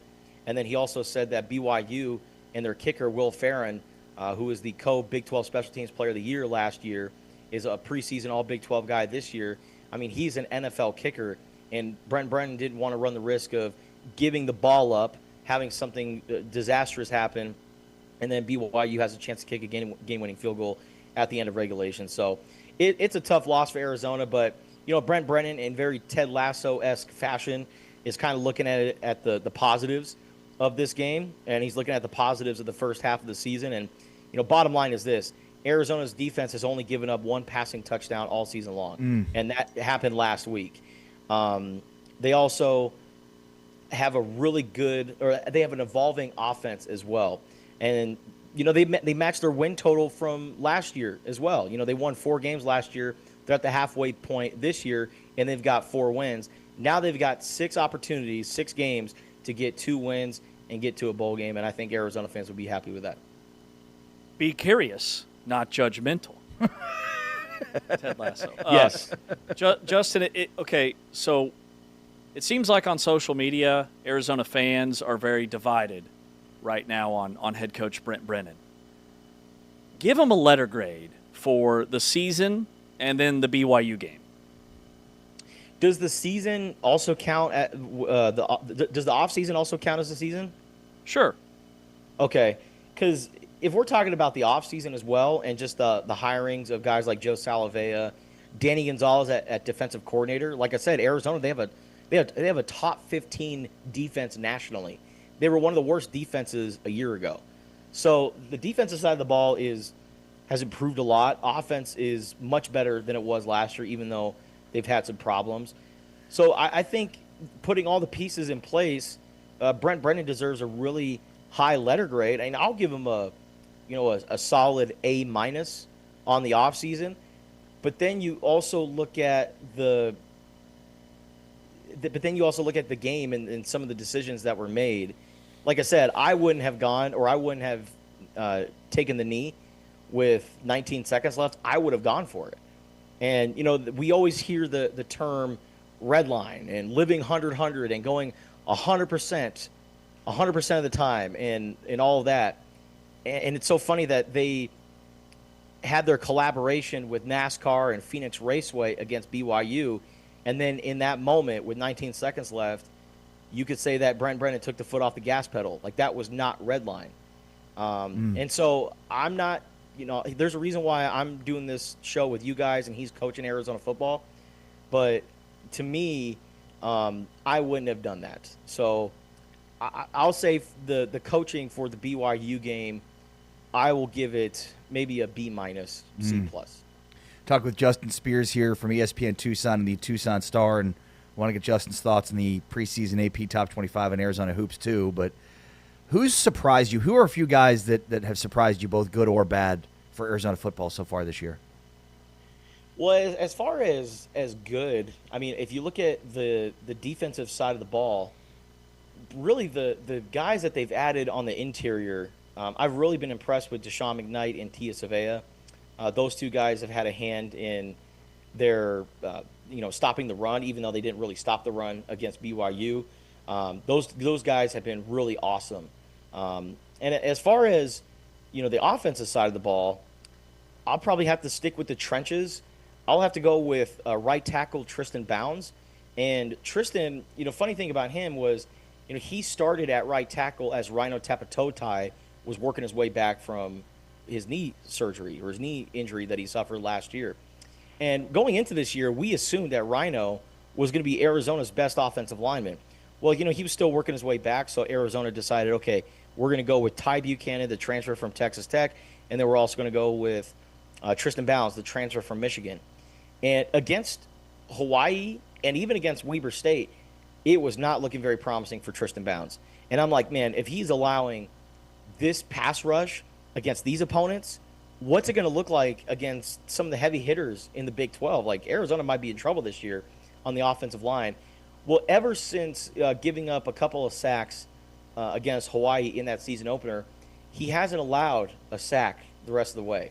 So we're talking about 5 games without allowing a sack at that right tackle spot, and he has solidified himself as Arizona's starter at right tackle. Rhino is not even starting. Like, Rhino's out of the lineup, still working his way back, but they feel really good about Tristan Bounds and the progress that he has made. So there's a lot to be optimistic about if you're the Arizona Wildcats, because a lot of the issues or a lot of the things that had red flags going into this season, they look like very promising position groups.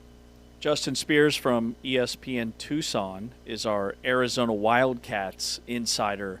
Already mentioned basketball. What does Arizona basketball look like this season? Preseason, 13th, I believe, in the recently released AP Top 25. Who's back? Who do they add? And what's your take?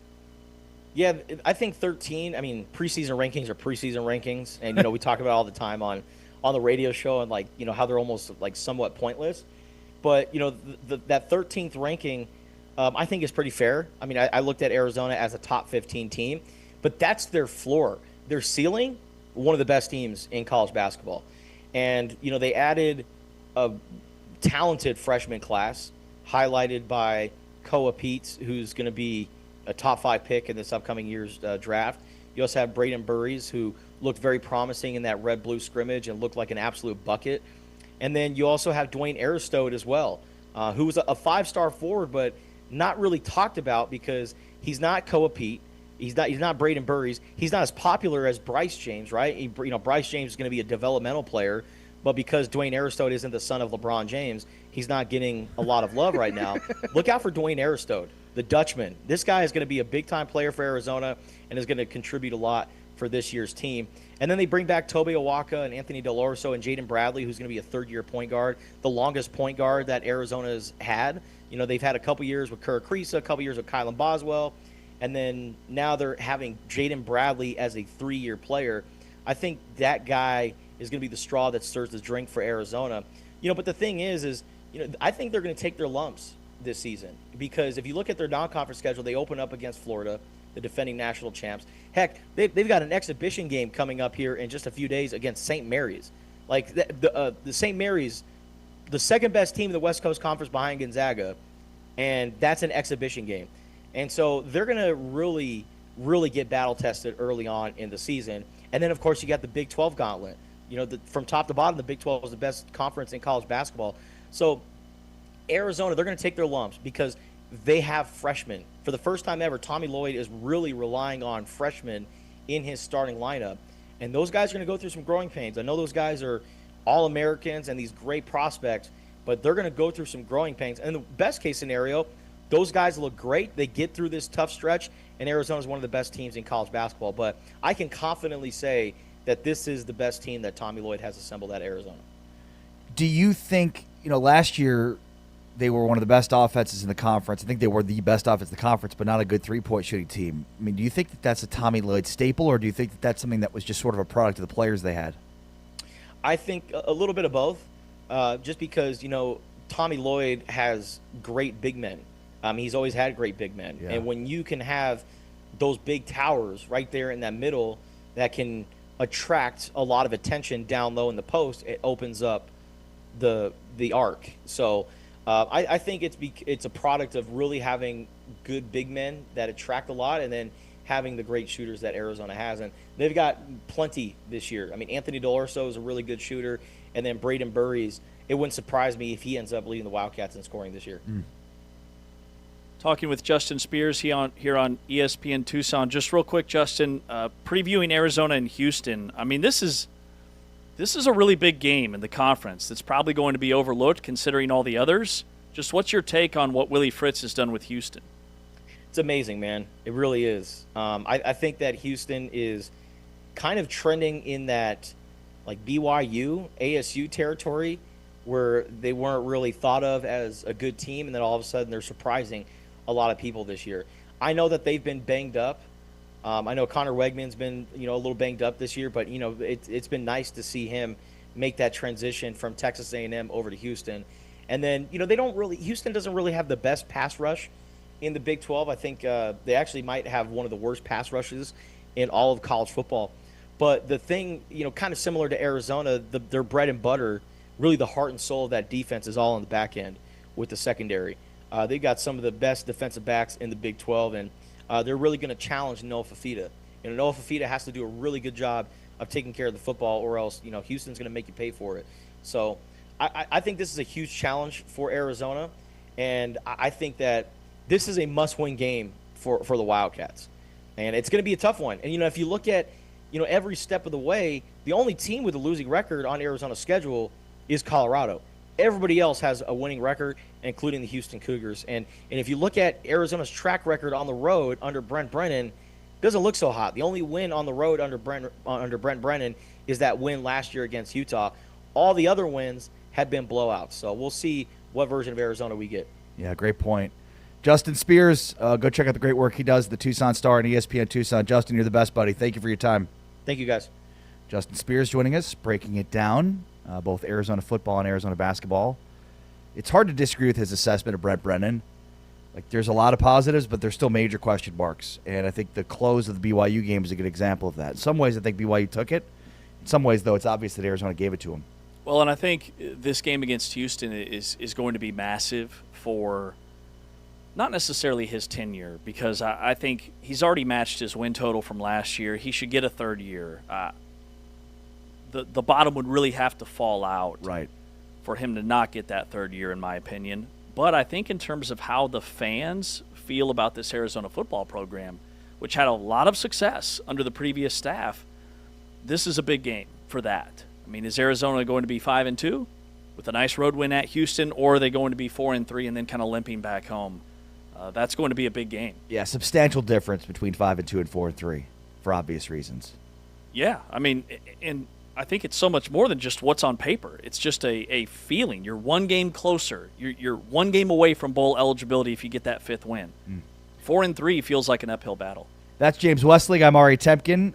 This is Big 12 Today. On the way next, we had a chat with Brett Yormark last week, and we wanted to play for you some really interesting things that he said about that conversation, including becoming TV free agents and what's new at Big 12 Basketball Media Days this year. That's next. This is Big 12 Radio on TuneIn, and watch us on Big 12 Studios.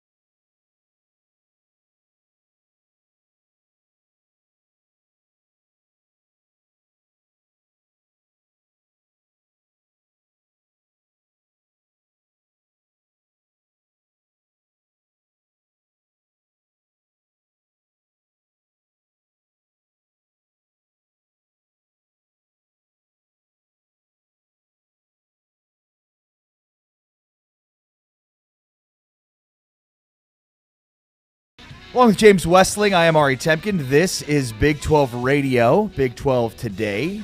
Heard on TuneIn and watched, streamed on Big 12 Studios. You can also check us out on social at James Westling. I am at Ari Sports, A-R-I Sports. Brett Yormark, the commish. James was on with us last week. It was great to visit with Brett Yormark in person here at our brand spanking new studios for Big 12 Studios. And I thought there were a couple of interesting things that he said. There was a lot of interesting things that he said, but a few things I wanted to reflect on. And the first that he discussed was the TV free agent side of things. And basically, looking ahead, it might seem far off, but everything that's going on right now sets up for the Big 12 to be a TV free agent. Here, take a listen. First of all, I love our distribution partners. My goal was to get as many people to like us now, so they love us when we become a free agent in January. You know, if you think about it from a media landscape perspective, the conference has always gone early. You know, I went early when I took the job in August of 22. 90 days later, we had doubled down with ESPN and Fox for all the right reasons. But we had to do it in many respects. So we haven't been in the marketplace as a true free agent in probably over 20 years. So I look forward to that moment. And what we've been able to do strategically with some of our sub-licensing will only give us an opportunity to entertain the opportunities from more than just ESPN and Fox. We love ESPN and Fox. And if I'm still the commissioner, we're going to continue to double down with those partners. But opening it up to others, I think that's critically important. When you think about just the media landscape for the Big 12, we have some controlled media platforms, which is critically important. We have 5 of the biggest media partners now supporting us and elevating and amplifying who we are and what we do, both our member institutions, but also the conference. As I was saying just a couple of minutes ago, Fox last night, during their coverage of the Major League Baseball playoffs, they were promoting our games this weekend. That's great for our conference because we're not just going to a football audience. We're going to a sports audience that's national. So more amplification, more promotion is critically important. You mentioned a little bit about our announcement last week at going to Wembley. In fact, I'll be in London early next week for a press conference at Wembley. Critically important for us. I think we can win globally. And that's important both short-term and long-term. The long-term benefit of winning globally is how do we monetize those international broadcast rights, which currently we are not doing. In fact, no conference does it. So really excited about where we are today. You referenced the whiteboard. There's a lot on it. But you ask a question about ideation to execution. One of the things that I'm focused on, and so is my executive leadership team, is how do we focus on the things that matter most? The things that are going to move the needle for this conference. And for me, that's how do I create value for my membership? So there's a lot on that whiteboard, but it's prioritized. And for a guy like me that wants to do a lot at the same time, I've had to show a lot of discipline, and I've had to prioritize what truly are the things that are going to create value for this conference. And we just came off a day and a half of a board meeting with our ADs here in Dallas, and that's what we're focused on, the things that can move the needle. Zeroing in on the TV free agency side of things, this is very much a chess, not checkers kind of move. And, I mean, I've taken responsibility for the things that I said on sub-licensing and why I thought initially that was not a great deal for the Big 12. I thought, go to the places that they already are, right? The audiences are already on Fox and ESPN, but it's obvious that these other partnerships, TNT with NBC, are working out in a huge way for the conference. And ultimately what it is paving the way for more bidders once this TV free agency part hits. And when you've got, right now where the Big 12 is from a football perspective is working its way up to try to re-earn its place with the SEC and the Big Ten from a competition standpoint. We talk about it all the time from an AP Top 25 perspective. So as Texas Tech builds and BYU and many of these programs are investing lots and lots of money into their football facilities and football programs, as those continue to grow, by the time the Big 12 has its TV rights again, that's why we talk about this stuff all the time, because this stuff matters a ton by the time it goes back to market. Yeah, I think he's thinking about the long game, and it's exciting. He noted that the Big 12 hasn't been a true free agent in over 20 years, because when he got hired, he was essentially in a position with the league already deep into talks with ESPN and Fox that it was critical for him to re-up rather than explore the entire marketplace. And now the Big 12, with the deal currently running through, 2030? I think it's up for renegotiation in 2031. By 2031, I mean, the Pac-12 has already, it's still the Pac-12, but it's not the Pac-12. ACC could be very fractured 5-6 years from now. Yeah, 2030 is the year that it probably will be, because that's when teams can get out without much penalty. Right. So and remember, their TV rights aren't up until 2036. I think he's so far ahead of the chains, if you will, in that he's ahead of the immediate competition. Right. I mean, he's laying the groundwork with all these different media partners. The Big 12 is currently the most widely distributed league in college sports. Fox, ESPN, TNT, part of that deal, NBC, CBS. 5 networks that'll be at the table.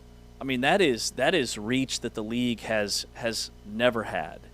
And it's keeping the competition and the Big 12 ahead in that way. And I just think that the flexibility is what's so exciting for the Big 12. Being a free agent. And then to maximize value. He used the term maximizing value. To me, that's 16 schools as of now in 4 different time zones. You could start there. But then also just the success of the programs within this league. Like Texas Tech football is must-watch TV right now. Houston men's basketball is must-see TV. BYU, good across the board. I mean, these new powers that are starting to establish themselves in this league just makes it that much more attractive. Well, and think about how much the TV offering could change by 2030. And Yormark has talked basically since the beginning about potentially uncoupling the sports from one another, whereas right now they're packaged and sold together. Is there a future in 2030 where there's enough value out of basketball to sell that alone, and football, and softball or beach volleyball? Who knows, right? I mean, these things could be completely different, and these conversations could be completely different in 2030. That's why I think, number one, is keeping an open mind about it. But number two, it's why you set this thing up to give you your best foot forward. I think, a lot of people might listen to this and be like, 2030 TV rights? Like, what are we talking about here? I mean, this stuff is super important for the long-term viability of the conference. We talked in the first segment about the growth of this conference, the trajectory. There's so much positives and so many positive things that are happening. Well, this is the proof in the pudding, and it all comes together ultimately to package and sell the TV rights, which are the most important component from a monetary standpoint. Well, and I think the other thing is, ESPN and Fox and being linear networks, most easily accessible, sure. But the others, I think even CBS, the CBS Sports Network, yep, NBC Sports, they're becoming more easily accessible. Like NBC partnering with YouTube TV so that the games that are on Peacock for basketball this season can be accessed through YouTube TV is a game changer. CBS Sports Network can be accessed through Amazon Prime or Paramount, all these various ways to find these games. And when you think about, my first thought was, okay, 2030, 2031, what will the conference look like? Will it be a 20-team league or a 24-team league? Will it still be at 16? There's a lot to unpack there. Yeah. And then how will we consume our sports by 2030, 2031? 5 years ago, COVID hit. We were starting to consume a lot of sports via streaming. I don't think a ton has changed in the last 5 or 6 years. So I don't think we're going to be sitting there in 2031 and watching games through our virtual reality glasses. I still think that we're going to be doing it in a similar way that we are now. I think it's just going to be that much easier to find games, and it'll be even more and more accessible. So having 5 different partners at the table is huge. Yeah. The other thing that Yormark told us, and there were a lot of really important things that we took away from that interview, but one of the things, so we talked about the future, January 2030, that's the future trajectory, that's the future, betting on the future, but in the immediate, in the here and the now, Yormark talked about reimagining Big 12 basketball media days. Take a listen. So you should be excited about it. We've got lots of different new elements that we're going to be introducing, really geared toward the student athlete. We'll have a fashion walk, which will be very, very different because I think, again, back to storytelling, fashion is something that, our student athletes love, both, on the men's and women's side, and we're going to let us know who they are a little bit, from a fashion perspective. There's talk about a little skills challenge that we might introduce. We'll see what that looks like. So trying to reimagine it. We're not going to get it all done this year, but it'll be a big first step in the right direction for us. One of the things he called out, a fashion walk. I mean, that's pretty significant news for a media days to have a fashion walk component for the players involved. You could hear me during that interview. I went, oh, okay, that's exciting. It's just, it's. You're like, you don't have to ask me. I'll be in it. I'll be the pace setter. I can set the pace, and then circle back. You're the muse, James. We all know that. But that is peak Yormark Big 12 energy. Essentially, thinking outside the box. How can we make the number one basketball conference in America more exciting? Well, let's turn Big 12 Media Days basically into an NBA All-Star weekend with all these different, he mentioned skills challenges, the fashion walk, fashion, skills, personality. And I love that they're going to highlight the student athletes and allow them to express themselves in a very unique way, because ultimately Media Days should be about the student athlete. It should be about the coaches and the players, and this is a great way to highlight that. Yeah, exactly. I mean, you heard Yormark say allowing the athletes to express themselves, and I mean, it's, when we think about storytelling and getting a better sense of who these athletes are, like, maybe one of the better ways to storytell without, like, sit in front of me and tell me your story is through fashion. Remember, there was a player last year that had their own fashion line. Yeah. That they were designing their own fashion line as part of their major and part of a side hustle that they were very passionate about. I mean, this is a thing that everybody can relate to, especially at that age, and it's, again, really, really awesome. Yeah. Well said. No, and I mean, who knows what else they're thinking about? I mean, you just heard Yormark there in his comments basically say, like, we've got the fashion walk this year. There's plenty of other ideas that we may not have a chance to get to this year, but we'll be doing it in future years. So, I mean, who else knows what a reimagined Big 12 basketball media days could look like, right? I just love that it's sports. It's part sports, but also it's leaning into the entertainment value in the most entertaining conference in America. We've already seen that in college football. More fourth quarter lead changes, more one-score games than any other league 2 years running now in its current format. I love that we've leaned into the entertainment aspect. Yeah, well said. All right, so there's just a little bit of a taste from our Brett Yormark conversation. I would encourage everybody to go check it out wherever you get your podcasts, but search Big 12 Radio or Big 12 Today, wherever you get your podcasts, whether that be through Apple Podcasts or Spotify or wherever, and hear a conversation with Brett Yormark. He talks about, the current state of football, the AP Top 25. He talked at length about what a private equity investment would mean. What does it mean at the conference level? What does it mean at the school level? And then, of course, the TV free agency part and Big 12 basketball media days as well. And the Big Ten has their vote either coming up or maybe it's already happened on their private equity situation. That'll be interesting to track. Yeah. No, I mean, it feels like everybody's waiting for somebody else to be the first to make the move. All these conferences are kind of like, all right, we've had the presentations. Like, they've all gone through it. They all know what's out there. And now it's just whether or not anybody's going to pull their trigger. The biggest thing for me in watching that whole situation is that would lock the Big Ten into their current grant of rights through 2046, which essentially makes it very difficult for any type of conference realignment regarding the Big Ten. The media deals, everything else. And so that's the most interesting thing for me.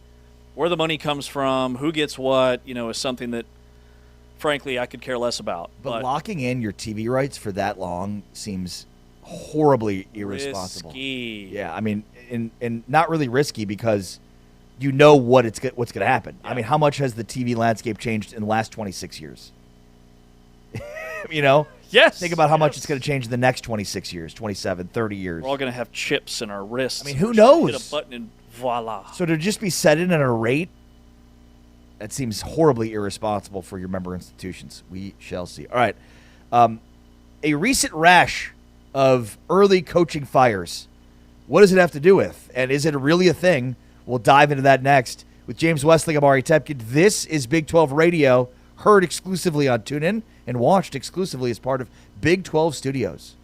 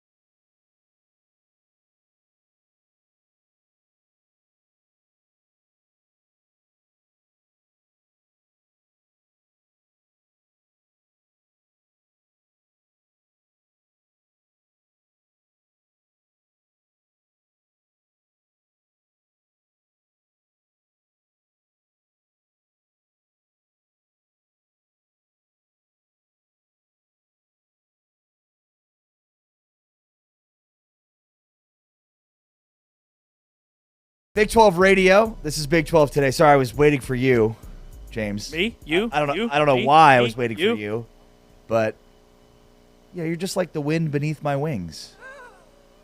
So sometimes you got to keep me. You Celine Dion? Bette Midler, right? I'm a huge Celine fan, so yeah, Huge. huge, massive. How many times have you seen her in concert? 7, 8, somewhere around there. That's got to be up there. I mean, I can't imagine there are other people that have seen her more, but I don't know. James Wesley. That's my sarcasm font. Oh, I really want that to be You true, fell though. for it. I really wanted to Normally, be true. you're really on it. I mean, I knew you were being really on sarcastic. However, I just wanted it to be true. I got you. I wanted it to be true. Got you today. I'll tell you this much. My heart will go on. I'm just going to accept that it's true. You've seen 7/8 Celine Dion concerts because I want it to be true. That's James Wesley. I'm Ari Tepkin. Of course, James, the fringe sports fan who's seen 8 Celine Dion concerts live. One of those is fact. One of those is fiction. You figure out which one it is. I'm going to start bringing props so I can throw things at you. It's a.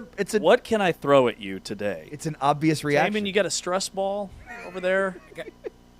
Taman has 4 stress balls, and he's using all 4 of them at the same time. And a very small table for all of his cables. That's how I roll. James Wesley, Ari Tepkin, Big 12 Radio.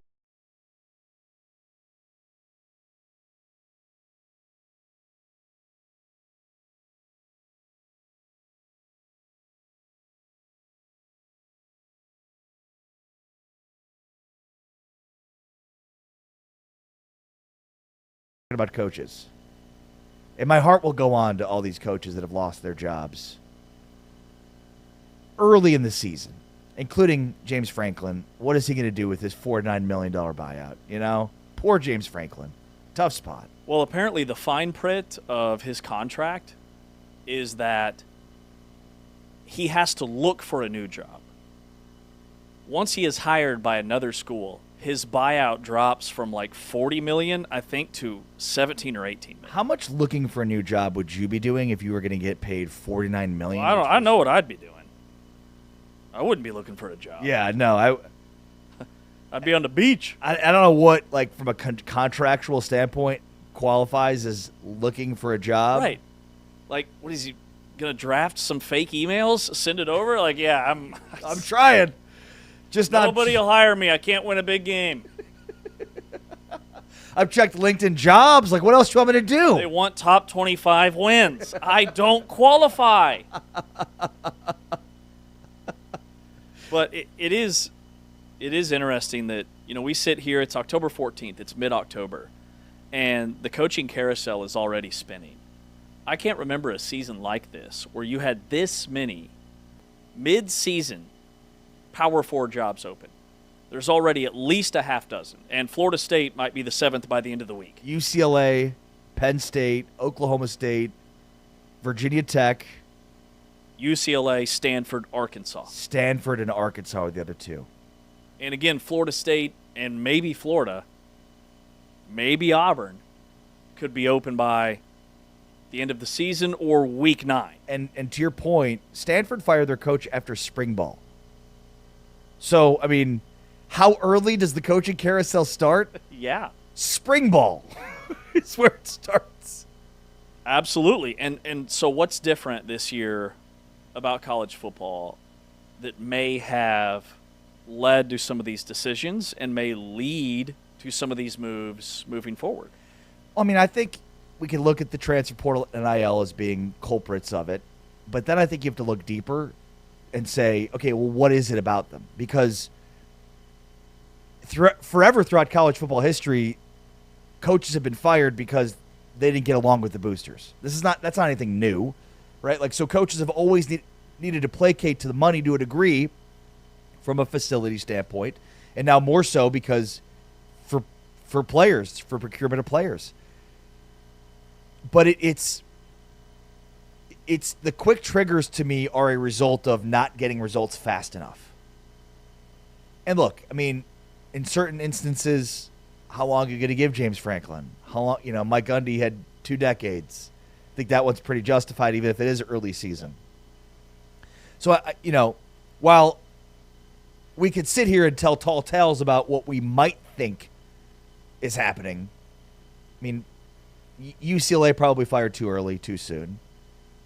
I don't know on Virginia Tech if that was too early, too soon. It feels like it was close.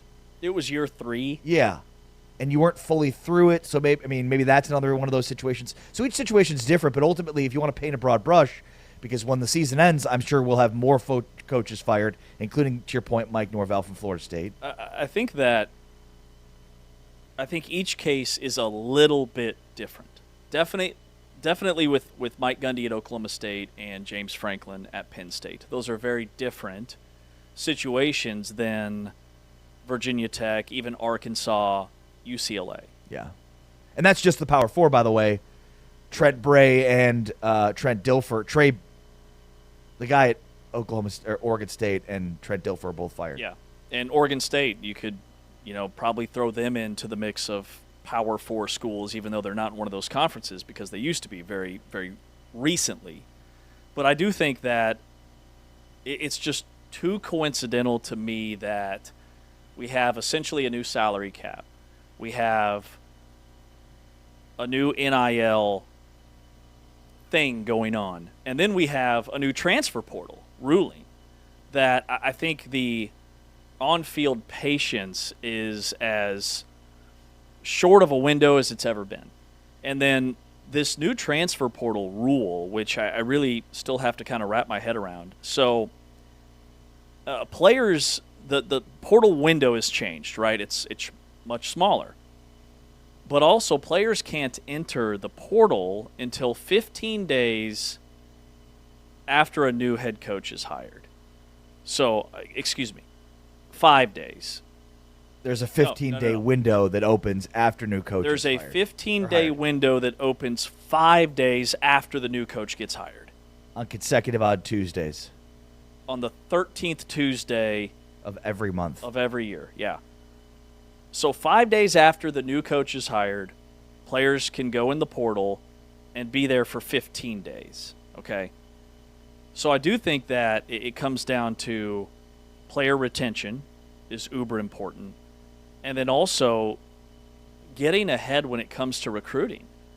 I think that with that window and the way things are, it sets up the next guy to have a greater chance for success so you don't get buried like you do if you know that you're going to fire your coach at the end of the year, a la what happened to Arizona.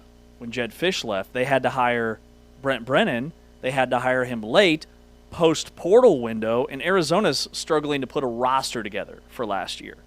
So I think these moves now, anybody that's kind of on that cut line, I think they're going to be gone because it gives the next guy a better chance for success to retain the players he has and then get going on the portal at the same time as everybody else. Why do you think, though, answer your own question, why do you think there are so many early season to mid-season firings now relative to what we maybe had over the last 10 to 15 years? The portal, recruiting. I think the transfer portal is as or more important than it's ever been, number one. Yeah. Number two, I think it's going to change with the new portal windows, whereas the hope, and I do think this will probably be the case, is less players entering the portal. Almost 4,000 players entered the portal this year. As high as it's ever been. Highest it's ever been. Nearly double from just 2 years ago. So I think the hope is less players are in the portal, which magnifies the guys that are in, the importance of that. And then I think that we are seeing this season, we are watching it play out in real time. It's working at Oregon. They've got, until last weekend, the Heisman frontrunner at quarterback, who is a transfer from UCLA. Indiana's quarterback might be the frontrunner for the Heisman now with their win. He is a transfer. And then Texas Tech. Build their roster through the portal. They're a top 5 team analytically. They're 7th in the AP top 25. They're another case study of, hey, this can work and work really well. Well, one of the reasons I think somebody would get fired is for misappropriating funds. Oh, yeah. In a broad scope. And I think from a coaching perspective, that's also happening. And, I mean, in the case of, we can kind of isolate all of these situations. I think in the case of Oklahoma State and Mike Gundy, it was obvious that there wasn't a ton of money to spend. There wasn't a ton of money coming in, and Mike Gundy was the reason for that, right? So he's gone because he's just not able to organize and galvanize the money in the way that he needs to. I think you could make the same case for Sam Pittman. For whatever reason, he had some success at Arkansas, but not enough, and ultimately he got fired because he just didn't do a good enough job in riling up the base enough to get enough money. I think you look at some of those other situations, and it's, okay, what is your approach? Because Kansas basketball is a good example of this. I think initially Bill Self played the portal, and he was going to spend the majority of their money in the portal. What we've seen now in Bill Self's recruiting, when you look at the 26 and 27 classes, you look at Darren Peterson coming in as part of this 25 class, they've made a much more heavy commitment Kansas has to recruiting the preps, high school players. I think the same is true in football. At what point do you spend most of your money recruiting the portal versus spending the money to develop high school talent? I think to win big in college football, and look at what Texas Tech is doing. Tech spent money this year in the portal, but moving forward, they put a lot of their future money into high school recruits. That's the way to build a championship roster. Not everybody can build that way, though. Right. I mean, Texas Tech forever couldn't get 4 or 5 stars to come there. So you had to build through the portal that way. So I think when it comes to misappropriating funds in this context, James, it's more of what's your approach? Are you spending money in the portal, or are you spending money on high school players? And every school is going to have a different strategy because every school isn't going to be able to recruit high school players at that level or transfer players at that level. Right. Do you spend $1 million on a 5-star transfer, 4-star, whatever, or do you go get 5 3-stars that you think can be really good players for $200 each? That's the juggling act.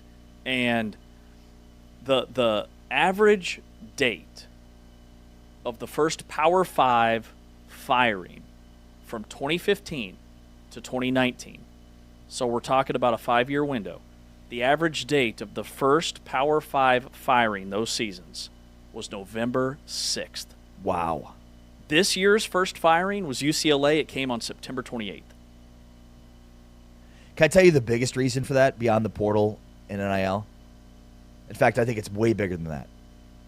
The college football playoff. It used to be, we got to hold on to this coach. We're trying to get to bowl eligibility, right? Let's just see. I mean, this early in the season, who knows which teams could be bowl eligible? I mean, it wasn't that long ago we were talking about a bowl eligible team that had already fired their coach. But bowl eligibility doesn't matter like it used to, right? It's what we talked about earlier. It's everybody's so focused on the big picture. And once you're out of that race for the playoff, or you at least think you are, that's when coaches are getting fired. The playoff and the expectation of the playoff is the reason some of these coaches are fired so early. Yeah. Between the period you're talking about where coaches were fired in November, the reason that was the case was because by November they figured out if those teams were going to be bowl eligible or not. They have no idea in September and October. Right. So the new transfer portal window is January 2nd to January 16th. It used to be, hey, we're playing in the Alamo Bowl on December 27th. We're really excited that we get an extra month to prepare, practice, and to prepare for that bowl game, and to develop these younger players and send our seniors out with a big bowl win. Now, teams are spending that 4-week period evaluating guys that they think will be in the portal, trying to figure out roster construction. So much more of it is roster management now, which is why I think it magnifies the importance of general managers, guys like James Blanchard at Texas Tech, so that coaches can still put their time and effort into developing younger guys. Because at Texas Tech, they crushed it.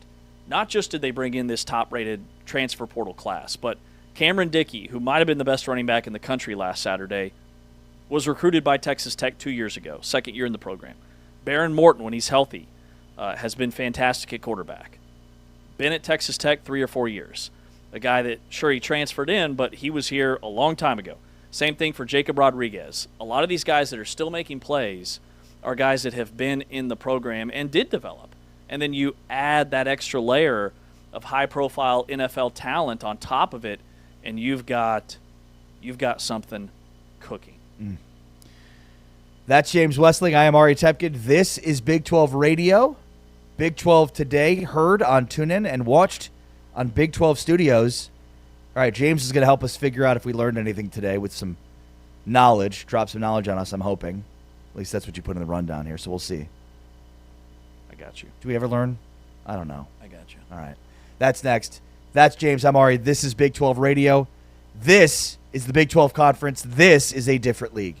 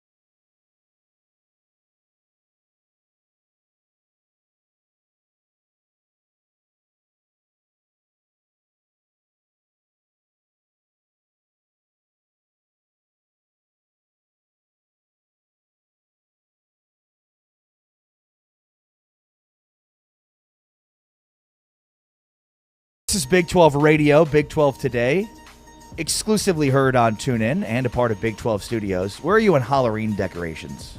Halloween? Halloween. For Halloween. Thank you. I'd say 50-50. We've got a whole We have got a network of Halloween decorations at our house. A network. A whole network. We've got lights hanging from the front porch area. We have a skeleton who waves in the window. Ooh, okay. Yeah, we're big Very time. friendly, very approachable skeleton. Very approachable, big time, but he's severed from the waist down. And then we have one of those giant inflatable dinosaur Halloween decorations that's outside. Who doesn't think of dinosaurs and Halloween? Yeah, who doesn't? But the best part is my wife, when I was out of town this weekend, it was quite the surprise when I came home to see that had been added to our repertoire. But they couldn't figure out how to get it upright, staked in, so it's actually laying on its side in the yard. And you've done nothing since. No, I haven't. Try to help it with the only thing I did is complain about our electric bill and ask if we should have it plugged in all the time. Should that be in all the time? It's inflated, but he's laying on its side. Here's my question to you on that, because it's a conversation that I have in my household as well. When's then the right time to do it, at night or during the day? Because it feels like inflatables make more sense at night, but that's the time we unplug ours. Well, does it light? I guess I haven't checked. Yeah, if they it light up. Lights up at night. Of course. I don't know. I mean, the sun's going down earlier, which means I'm checked out by at least 7:30 local time. I'm constantly on the prowl for new Halloween. I see that. Yeah. It's What are you working with over there? the problem is my wife has got me in my mind like we need more. And it's like this, it's just like a neighborhood competition. Like in my neighborhood, everybody's trying to outdo everybody else. I have one neighbor, and I'm not kidding, has at least 10-foot inflatables on his front lawn. 10 foot. Yeah, and inflatables. Like minimum 10 feet. I think he's got one that's like 40 feet in his backyard that is so big you could see it over the house. It's like a giant pumpkin. Yeah, so you've got two options. Number one, you try to compete with your neighbor, which it sounds like it's an uphill battle. Yeah, it sounds like it's not happening. Like, I don't think that's going to happen. So number two is you just do no decorations. Zero. And we're too cool. We are too cool for Halloween. We don't do Halloween Yeah, decorations. but we're not too cool for Halloween. But they don't know that. Yeah.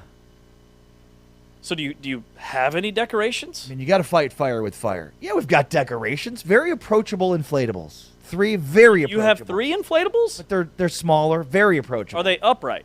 Yeah. We also have a knight that's in a witch costume standing out front of our house. Okay. Does everybody have that? I think so. Yeah.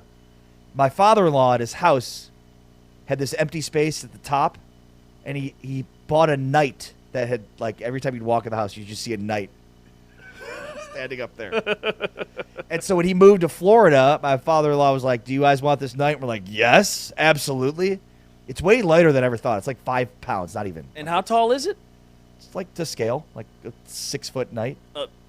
Well, I didn't know if a knight would be 6 foot or 7 foot tall. I mean, if you've got like a Yao Ming knight, depends. I think there might have been some. Maybe I think those, like, they ascend to higher knightdom, maybe.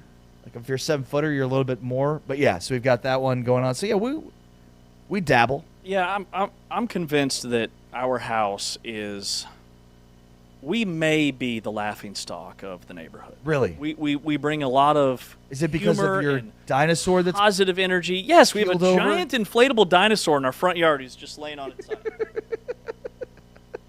taking a nap. But it still has power to it, so it's inflated. It's inflated, laying on its side. Then we had a baby on the roof for about a year. A doll. Okay. A baby doll that looked very realistic. That one of our kids had tossed on the roof, so it was just outside of reach. Have to get the ladder out, climb on the roof, get the baby. At the right angle. No, at the perfect angle. We have a very steeped roof. I mean, you could see that baby clear as day. So neighbors were probably like, whoa, they should do something about the baby crawling on the roof. Something about that baby. It's like snowing outside, the baby's just there like, these people are monsters. We've got branches hanging down. I don't want to pay to have somebody trim them. I don't want to do it myself, so we just let it live. Do you still have the baby? No, yeah, we got the baby down. That was a big day.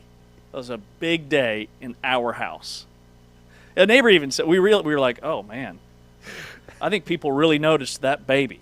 Because we had a neighbor say, oh, you got the baby off the roof. It's like, you noticed?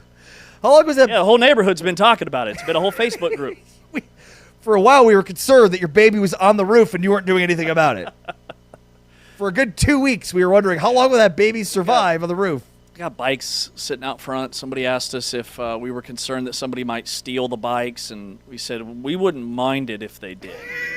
Those bikes are there to be taken. You guys are definitely the black sheep of the neighborhood. Oh, yeah.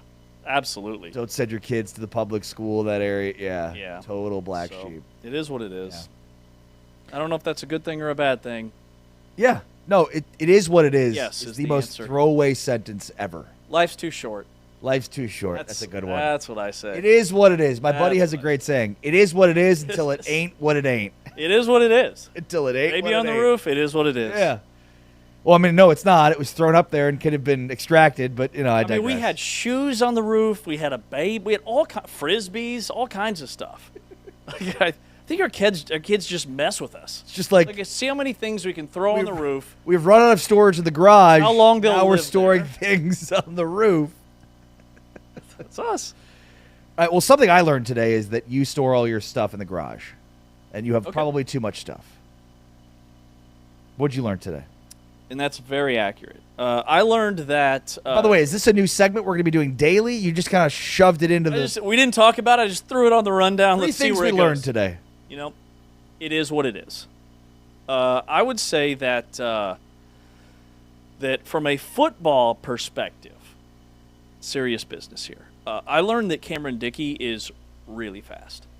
The Texas Tech running back. He had the second fastest miles per hour in the country this past weekend. Almost hit 22 miles per hour. Like, that is track star in shoulder pads speed, and he is their bruiser. He's not supposed to be their burner. So that stood out to me. Then I also learned that you, Ari Timken, you are a man of wardrobe redemption. Show up yesterday in a T-shirt like you're heading to a field trip. After the show, it's got holes in it. It was a little too vintage. Had jeans on. And these shows don't go away. They don't go away. What you wear is archived. And today you have a collared shirt on. Nice pants. Love the monochromatic look that you're rocking there. It's somewhat monochromatic. Well, it's blue and gray. Is that gray? You better believe it's gray. I would never wear blue on blue. I would never go monochromatic. That would look ridiculous. Might be wearing a little cologne today. No, that's just the studio you're smelling. I mean, you've gone from like morning Zoom call to Big 12 studio anchor overnight, flip of a button, so polished today. It's like Pygmalion, Just take the homeless guy out of the situation and turn him into the belle of the ball. Yes. Yeah. How's he going to be dressed tomorrow? Nobody knows, Taman. It'll be a mystery. Well, so I've decided I'm just going to wear Call non-Big him Sarah 12. McLaughlin because he's building a mystery. I've decided I'm going to go heavy into the non-Big 12 stuff to force the hand of the Big 12. I noticed that. Yeah. I want to get to the point where they're like, we've got to hand deliver Ari stuff so that he'll wear Big 12. I'm wearing the same shirt pretty much every day. So you got to go the opposite way. Just lean in and be like, well, James is in Big 12 gear and Ari's can't be bothered. Well, I just don't have enough. James has the full wardrobe of Big 12 gear. I'm over here wearing my own stuff that I paid for with my own hard-earned dollars. You know what I'm ready for? I am ready for hoodie season. I am craving hoodie season. So is that okay? Is a hoodie okay I don't know. for this? You tell me. You're the one. I'm wearing the same thing every day. You're the one who brought up my day camp kind of look yesterday. I was told to wear, and you can't, the thing is, from this side, you can't even see my Big 12 patch. It's true. It's over here. That's right. So you can't even see it. We need some Big 12 swag. Thank you. What else did you learn? Anything random that you learned from the show today? I wouldn't say random, but I think I did learn when we were playing back some of the commish, Brett Yormark's comments.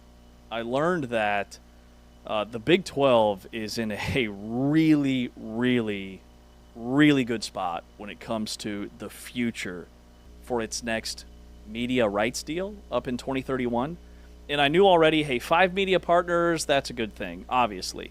But to have that type of leverage, when you think about the future of how we consume sports, having all these different avenues, which are all competing with one another, by the way, to make it easier, more accessible, ratings higher. The Big 12 is the one now with the options, and that was a big impact on me today that I learned. Very serious. I love it. You know, You mean business. we go back and forth. We've got football, we've got serious, something a little lighter.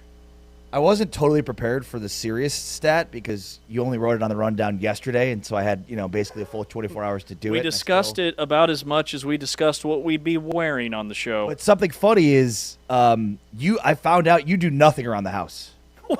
What? Well, I mean, you've got Halloween decorations that are doubled over. All you need to do is put some stakes in the ground and your dinosaur's fixed. Okay.